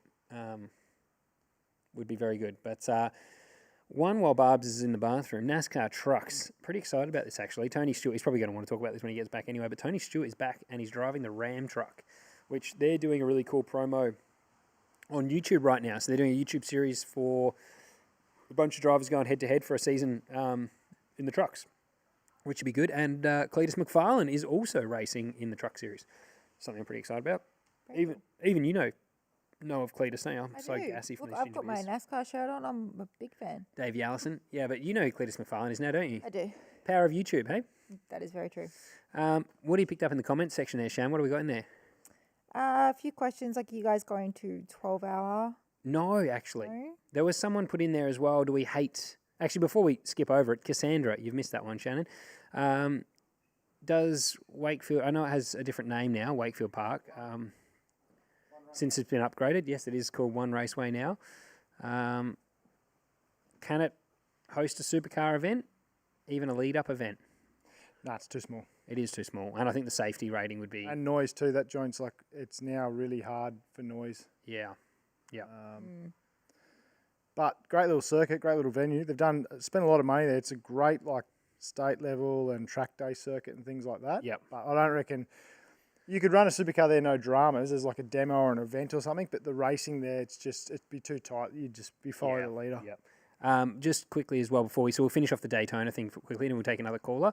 We've obviously got Brad K back, but the favourites going in, Byron Blaney, then Larson, Hamlin and Briscoe. So if you're going to put a bet on someone, one of those five is probably your best bet. I've picked Byron, you've picked Blaney. Neither of us picked Hamlin, which I'm very surprised about. It'd be interesting too, just while we're on Daytona, the truck race, if it has a spike in viewers, because Tony Stewart's back driving around for Colleague, and then also Cletus is in. Yes, I did just say that, but You you're missed that, mate. Oh, I taking was a pill having off. a whiz, guys. Yep. What happens? That's You go on, you're out. Yeah, Shan sacked you, mate. You go, you're out. It's the Shannon and Scott show. Jesus. You guys wouldn't last 2 episodes together. eh? No, it wouldn't. It'd be terrible. We'd be fighting anyway. Next caller. Shan, take it away. We've got Flynn Johnson. Oh, welcome to the show, Flynn. If it wants to hang on. Oh, God. Fuck, one job, mate. Yeah, okay, maybe I am out. Flynn, can you hear us? Oh, might need to turn that down a little bit there. You there, Flynn? I heard something. Ground control to Major Tom. Flynn, you there? Oh, you've just turned your... Oh, mic's on. Mic's off. You're on mute. Narelle has asked how you joined, so maybe pop the link back in the chat. If you scroll up, The link is also pinned to the top of the chat, guys. Oh, so it's top of not the chat, going anywhere. please. All right, Flynn. Someone just asked too if said N Pastrana. Is Pastrana racing a Oh, truck? he is. Oh, it's Travis for 2. There you go. Travis is I doing think it it's as a well. pretty stacked truck field, actually. It does look good. Yeah, if you'd like to call, team's links at the very top there. The Superstock stuff from New Zealand. Someone said thanks for posting some of that. Did you see that, Sean? No, I posted today. They said they do team events too. They tagged us. I'm like, well, that could be us. It would be good. If anyone's going through the fence, it would be us. We did get an offer though to drive them anyway when we're over in New Zealand next, so we will have to do that if we both go for Ruapuna or something like that. Sounds like we have to. We'll yeah. go for some laps. They said without the crashing into each other. Yeah, copy. All right, we've got Steve McDonald. You said that about Flynn too, mate. Oh, I did. Flynn, if you want to come back, you're welcome. Stephen, you got us? This is working well. Oh, my God. Yes, can you hear me? Yes, Stevie, here you are. We're on. Have you got us, Stephen? Well, the weekend was good, wasn't it, Scotty? I met you again. Yeah, mate. Thank you very much for coming along. I signed your hat there at the signing, and I popped it up in our Patreon. So thank you. Well, yeah, the first one to sign the 888 on a hat. I know it is a little bit surreal actually signing 888. It's strange, mate. I'll be honest. You've got it nice too. Oh, the linking the Yeah, eights. Will's looks like a abortion. Right. She's just got us cancelled the first show she's got on. But no, yeah, I appreciate you coming down, Stephen. What did you think of the whole show? What did you think of the launch? Well, I was a few minutes late, but I still really enjoyed that because I hadn't been to a team launch before, so it was good for me. And yeah, very good weather for it as well, and just the whole location, everything was perfect for that day. What was your favourite part, Steve? Was it the burnouts, or they had a few activations going on? What was your favourite part of the whole show? Well, I just really appreciate all of the Ford owners that brought their cars out to the show as well. That was one pretty cool part of it, I thought. Yeah, I was a little bit bummed I didn't get to see, because they were up the top, weren't they, by the 888 truck? I didn't actually, once we did our launch, because we had to get there late, because the part of the skit was we weren't meant to be there. But yeah, I was disappointed I didn't get to go up and see those Fords. I was hoping there might have been a classic 56 F100 up there, but I didn't get to see any of them. So I was going to say, if you finally pull your finger out and get your truck finished, you can take it. Maybe next year. Maybe next year or year after that. But no, that's awesome, Stephen. What do you think of Matt Hall? He's pretty good in the plane, isn't he? Did you see him up there? Yeah, when I was driving in, I saw him from a distance. Yep. It's pretty cool. Good. And do you watch NASCAR, Stephen? You got any tips for the Daytona 500? Who do you think's going to take it out? Well, if I was to put my money on someone, I reckon, for some reason, I have a sneaking suspicion Ryan Preece. I feel confident he'll win it this time. It's a good shout. That is a good one. What a story that would be. Yeah. Yeah. Awesome. Well, thanks so much for calling in, Stephen. Thanks, mate. We'll see you at a track soon. You're welcome. Yeah, I'll see you soon, fellas. See you, Thanks, mate. Catch you later. Looks like we've got Flynn back, guys. So let's have a second crack at it. No, he's still on mute. Oh, there we go, Flynn. You got us? Oh, he's still on mute. Oh, there we go, Flynn. You got us? Oh, maybe that's... Yep. Cool. Just turn your TV or laptop down in the background, mate, whatever you're watching us on. Nah, on the iPad. There we go. There we go. Got it. How are you, mate? My iPad was a bit delayed, so I didn't realise I was on. Oh, no dramas. Welcome to Hunter's Hotline, mate. Nah, how are you boys? Very well. I can still hear us. Okay. Oh, no, there we go. No, now we're we're good. gone. We're good. We're I not. was going to say it might be delayed, but it should be off. Yeah, no, we're all good now, mate. What's going on? Oh, not too much. A few beers after work, enjoying you boys' show. Beautiful. We're something different to maths tonight to be able to tune into some motorsport content. I joke, but we'll have to go back and watch the recorded version. Are you watching Daytona this weekend? Depends when it's on. I got one of my lads that I'm sponsoring is racing this weekend, and then watch the Bathurst. So 12 hour. We actually didn't touch on the 12 hour. Who do you think's going to win that? I mean, I'm a Tickford fan, so of course I hope Scotty Taylor and Randall, Cam, and Mozzie can win it. But Bit of a powerhouse see. lineup. Hey, you mentioned you're sponsoring someone on the weekend. Give him a shout out. Who are you sponsoring? Ryan Roberts. So he's racing in the XL series down at Sandown this weekend. Awesome. Well, there you go. If anyone's out at Sandown, make sure you throw your support behind him. There you go. Yep, number 51 in the XL race. So we're doing a full series and hopefully some more racing soon. So yeah, wish him all luck. Oh, awesome, mate. Good on you for getting behind someone, mate. That's awesome. Enjoy the 12 hour this weekend too, mate. With a cold one. Couple of sound checks. Who you boys going for? Or predicting? In the 12 hour? Yeah. I don't know. I'm just going to keep an eye on all the supercar guys. I don't really have a favourite for 12 hours. I haven't followed it. And it's a BOP category, so it depends how they roll out. Yeah, who knows with that one. All right, boys. Love what you're doing with the pod. I will let you move on to the next bloke, but have a good one. Thanks, Appreciate it, Flynn. bro. Thanks, Flynn. Thanks for calling back, mate. All right, Cheers. we got Rusty here, guys. Rusty, that's my dad's nickname. Rusty, you got us? Definitely diddly do. How you going? Oh, Rusty. How are we, mate? Yeah, not too bad. First off, got to do one of these ones. Sound check. Good man. I don't know if you That heard was that or probably not. better Probably than wasn't good mine. enough. That was definitely better than Shannon's sound check tonight. What's going on, mate? First off, I've got to stick up for Shan for a second because you're getting up her at the start for not reading out the comments because you guys keep talking and don't give her a break to. And then you get up her for reading out the comments and talking over the top of you. She's not catching a break yet. Thank you, Rusty. Hey, Rusty, let's just get one thing straight. Scott doesn't give her a chance to talk. All right? That is not true. Shan gets plenty of time to talk, mate. No, you're right. Who you got for... Let's go Daytona. Daytona, Rusty. You a NASCAR fan? Yeah, bits and pieces. I watched the Clash, but that was because I was home on Thursday. Yeah, look, it's a bit like saying, is there going to be red or black on the roulette table? There's not really one you can predict on that one. Are you a Supercar fan, Rusty? Who you got for the season? Who you think's going to do the goods? Oh, yeah, look, it's a bit the same. I would have said Brown at the start of the last season, but then he didn't. And then I was going to say Feeney during the end of last season, but then he didn't. So that's another roulette table. So I don't know. I'm just here for the ride at this point. I've got a question for you guys, though. Yep, fire away. Make it an easy one. No, it's not going to be. Which way do you put the bog roll? Over. Yeah, it's Straight got away. to be over. Oh, I get in trouble if it's not over. Good. Like, no, I don't even really think about it. It just goes on. But now I make an effort because Scott's like, what are you doing? It's wrong. It's 100% wrong. What about you, Rusty? Over, under? This is definitely riveting over. conversation here. Sorry, guys.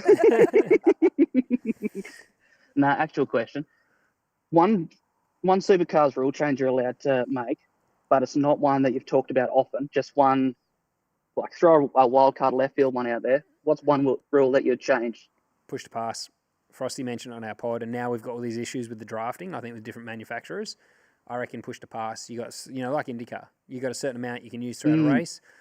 Just because if you're saying a Chev or a Ford and it's not as slippery in a straight line as the Toyota, maybe the push to pass will help you. Or if it's the other way and the Toyota's not as good, you can use push to pass at certain times in the race and maybe pass a car that might be quicker at different points. Or, I don't know. I when Frosty said that, I thought it might actually be all right. So that's probably the one. Mine's just 30 cars on the grid. Increased grid size. That was Ambrose as fair. well, wasn't it? Ambrose said the same. More cars, more action is just my philosophy. Is that 30 wrecks or more wildcards? No, I mean, open it up so there's that many that are every round. So Rex, yep. Category really needs Yeah, to it's a find fair some more shout. money. Or we broke. Yeah, it's a fair The shout. teams have a responsibility to go get money too. Yeah, rather than relying on drivers. I know, but what other sport costs $10 million just Well, to run? they could probably tune up the price on everything too. Yeah. No, I think it'd be, and now, I came around on that one too. I agree. I think you need more wrecks. But what about you? What would you change, Rusty? Have we I lost him? haven't actually thought about it. Okay. There's a point to I have a it. habit of Point it asking back. questions, but not having an answer firing You sound like us, back mate. through at the channel. Cassandra said rolling starts for supercars. That was one Roland Dane wanted. He said it would save an astronomical amount of money just in repairing Yeah, but it's and not a film. servicing parts. Rolling starts. Not a bad one, Cassandra. Did we do that at Grand Prix for like... We a did, but we moment in had time, they and just then fucked up the go points. Yeah. They always had that wrong. Thanks, Rusty. Anything else Yeah, but before we rolling let you starts go? aren't as mate? cool. No, that's about it. There Have you fun, go. have a couple of beers, and enjoy yourself. Awesome. Thanks, mate. Thanks Thanks, for tuning dude. in. Thanks for the support, Rusty. We'll go to Tyson McAvoy. Oh, Tyson. Hello, mate. This is became a fan at Team 18 as well. Good dude. Met him a bunch of times now. Rusty just needs to make sure he actually leaves the call before he turns his iPad back on. Get off the call, Rusty. We got Tyson there. Tyson's, to be fair, been one of our day one listeners. I have seen the name a lot Yep. in the chat. I know, now we've got... Well, the drafting problem Harry in Dodds. 93 to 2012 was because there was no parity. So it was just, I remember even when Ambrose came back, he goes, fuck, you can't pass anyone in a straight line now. I said, yeah, because you don't have 50 more horsepower than the other Yeah. guys. So 93 to 2012, there was just no parity. Like the cars were just, Well, multiple engine builders, right? like I looked like late 80s. There's like 8 seconds covering the top 10 at Bathurst. So it was very different. Oh, there we go. We got you, Tyson. No, we've got Harry Dodds, it says now. Oh, Harry. You there, mate? Sound check. Sound check. You got me? Gotcha, yeah. mate. Oh, I was waiting for you to crack one then. I thought you had one. Yeah, well, unfortunately, I don't have any beers in my hand, so yeah, I've got none in my house at the moment, so I'm all broke for that. Oh, bugger. Welcome to the Yeah. Hunters Hotline, mate. What's going on? Just another day here in Barton Heads. Just tuned into the pod, so yeah, no, it's good to be here, boys. No, appreciate it, mate. Appreciate it. Are you tuning into Daytona this weekend or the 12-hour maybe, Bathurst? Oh, definitely going to be the 12-hour this weekend, most certainly. So no, it's I was actually just talking to a few of my mates at work. We were just discussing the 12-hour and its lineups, and geez, I'll tell you what, some very, very good combos out there. Like definitely the favourite's got to be. When I did point out a few favourites at work, but I've got to say the 222 car is going to be the favourite really with the Mostert Waters Thomas Randall combo really, because considering Mostert's pedigree in GT3. Yeah. But then you've also got Team WRT as well, and the BMWs, and they're going to be monstrously fast as well. So yeah, I'm a bit torn really. It'll be interesting to see, mate, how the Mustang and Corvette go, because they haven't been around Bathurst before in GT3 trim. So it'd be interesting to see how the BOP for those actually works around that joint. What do you think on them? Yeah, well, you're not wrong. You're not wrong there too, Barbs. I was actually because I've driven because I do iRacing as well, like Scotty as well. So I've driven the Mustang a bit as well as the Corvette around Bathurst as well, and it's very, very quick over the top of the hills. So it'd be interesting to see what the BOP is prior to the actual event releasing. So we'll see how that pans out. Hopefully it'll be quick, but I'm not going to underestimate what the Corvette's got as well. Like JMR have got two very good lineups in both Pro and Pro-Am, but there's no underestimating the Feedy Mees and what's the other guy? Dennis Olsen, I think, is in the car as well. So yeah, he won Bathurst with Matt Campbell in 2019. So there's some good combo in the Mustang as well. Yeah, and Mees is a weapon around there. When I did the race in 2017 in the Audi, he was one of our teammates, and he's won it, and he's a weapon around there. So he'll be good. And obviously Brock is amazing. Are you a NASCAR fan? Oh, I did start watching NASCAR as well this year when Gizzy jumped over the pond. So no, that was I'm actually a bit disappointed they cut some of the road courses out, because now that sort of takes a bit of the way from his craft really. But to me that'd be good for him too though, because it gives him a bit more of a chance to increase his reps on the ovals too. So we'll see how he goes this year. But it might be a tiny bit harder for him to get into playoffs, providing he stays out of trouble and keeps it clean. I reckon he'll go all right. And who you got for Supercars, mate? Who's your favourite for 2026?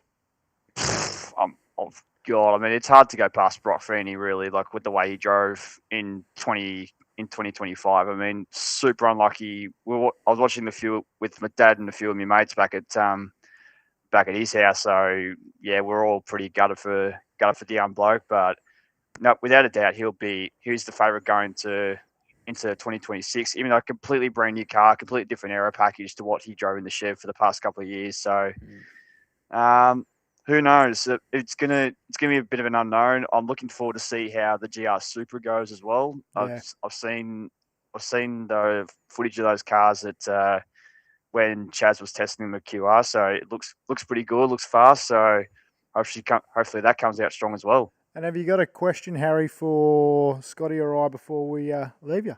Yeah, sorry, I had to duck off for a second too, Matt. I need a P15S and that. I was basking. Sorry about that. You're all good, Scotty.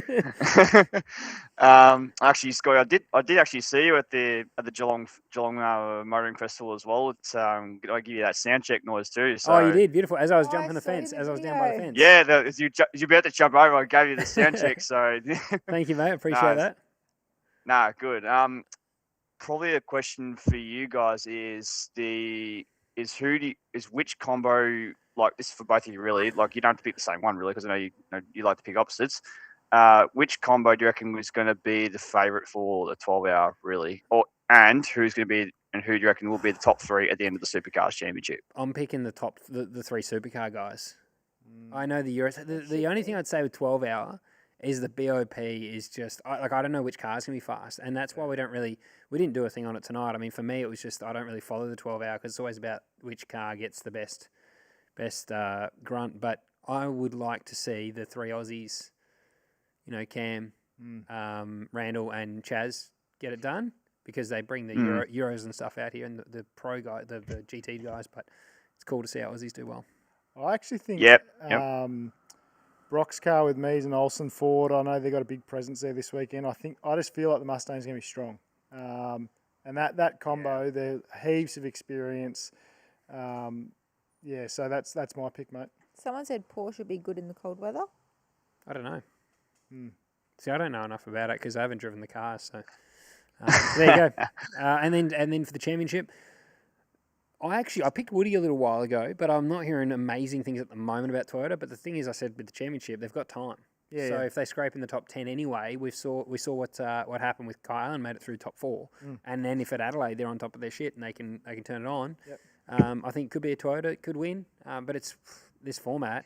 Yeah, I don't know. I think you're likely to see Will and Brock, and then the next two, I'm going to say still Chaz and Woody, but I don't know what the Toyota will be like at the end. So that would be my 4, I think, at the end. I think 2 Toyotas, 2 Fords. Why'd you say wow? You pointed out. There's just because for 4, there's so many good guys. I think this year, like if DJ get the shit together, Brody's going to be, he's going to be thereabouts. Like I just think it's too hard to pick. It's too early to pick. Yeah, There's a lot of ifs. Yeah, a lot of They ifs. get their shit together if the correct. Toyota's good, if the Yeah, if exactly. There's a lot of shit that can go down those final 4 drivers. Anyone can win. That's why it's a bit of a lottery. But well, thanks for calling in, Harry. Thanks, sir. Yep, no worries, boys. Have a good call, and we'll see Scotty. I might see you at Sandown later in the year. For sure, mate. Sounds good.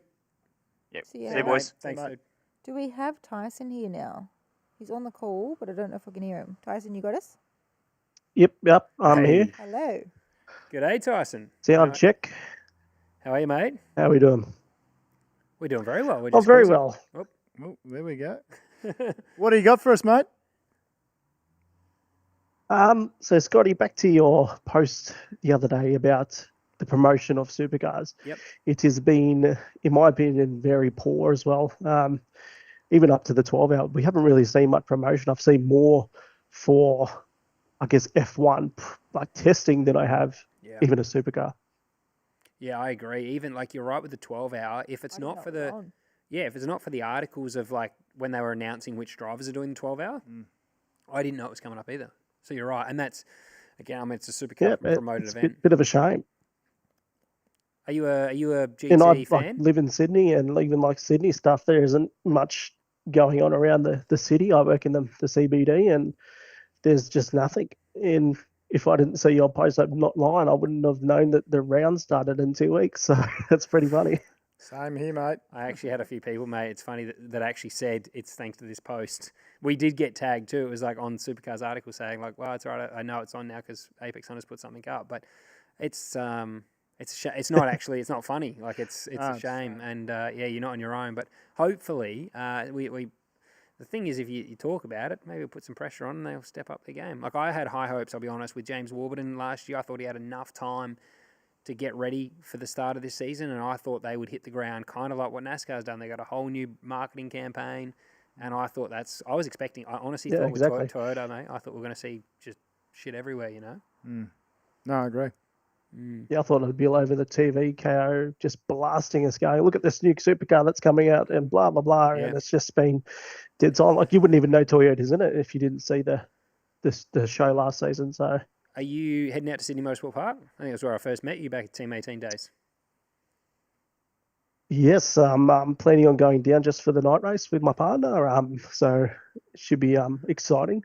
Nice. Just to see Super, because I didn't get to go to an event last year, so it was a pretty hectic year. I had my first baby, and he's now 9 months old. Congratulations. So it's been a hectic 12 months. I bet. Well, yeah, congrats. definitely. You're looking forward to getting out to some Supercars. Nice. And are you a NASCAR fan, mate? Who you got for Daytona? Yeah, I'm excited for Daytona. I'm just going to back Izzy because I want an underdog. As you said, he's like 14th favourite. Yeah. And then I reckon he'll squeeze into the top 10 and top 5. And if there's some late carnage in there and he's got some good fuel in the tank, I think he can he might just go, I'm just going to send it like typical SVG style. Imagine that. Like, it can happen. You're not wrong. Oh, Like, if he's in the top 10 in that final lap, imagine if he come through for the win. I think that would be hilarious in one way because you got everyone to win the first real oval of this season. So many people, like the biggest oval race that they have. Yeah, would drive everyone nuts. I'd love that. Love it, mate. Nice one. It would just blow up. Beauty. Well, I'll see you at. I might see you. Well, I won't actually because you're not going to the road day. You're going to the night race, but maybe I'll catch you at a race soon, mate. Definitely, Scotty. Barbs, take it easy and Shan. Don't let Scotty push you around. You get into him. Yeah, don't you worry. She does. Don't worry, mate. Cheers, dude. Thanks, mate. Take 2 more See you, calls. Thanks, mate. Cheers. We'll go 2 more. Yeah, we've got no one on the line at the moment, guys. So Oh, there we call go. in. No, we can wrap that up. Well, it's past my bedtime. Thought you might have. Alright, sorry, guys. There we go. Thank you very much to everyone that sat in the chat there and sent us through, especially for the donations too. Yeah, huge night of donations. Thank you very much. Not required, but appreciated. Thank you. Thank you to Shannon, first episode kind of producing tonight and helping out. First episode where it worked. Yeah, well, that's true. Yeah, we did try this once. Look, and we've got some notes for you too, so it's only going to get better. I've got some homework. Yeah. Some feedback. I've got my review tomorrow, guys. Yeah. No, it's been really fun. And yeah, cheers to 100, mate. Who would have thought? Well done, Well mate. done, guys. Yeah, 100. I was going to bring a party popper in today. I thought it would play with the mics too much. Thank you to the Hunters. Obviously, 100 episodes. Yeah, thank you. It's only for you guys and obviously all of our great supporters that we mentioned at the start of the show. So we do appreciate it. So we'll see you next week for 101. Quickly, if you haven't subscribed, please subscribe. Peace. Good night. Thanks, guys. Bye.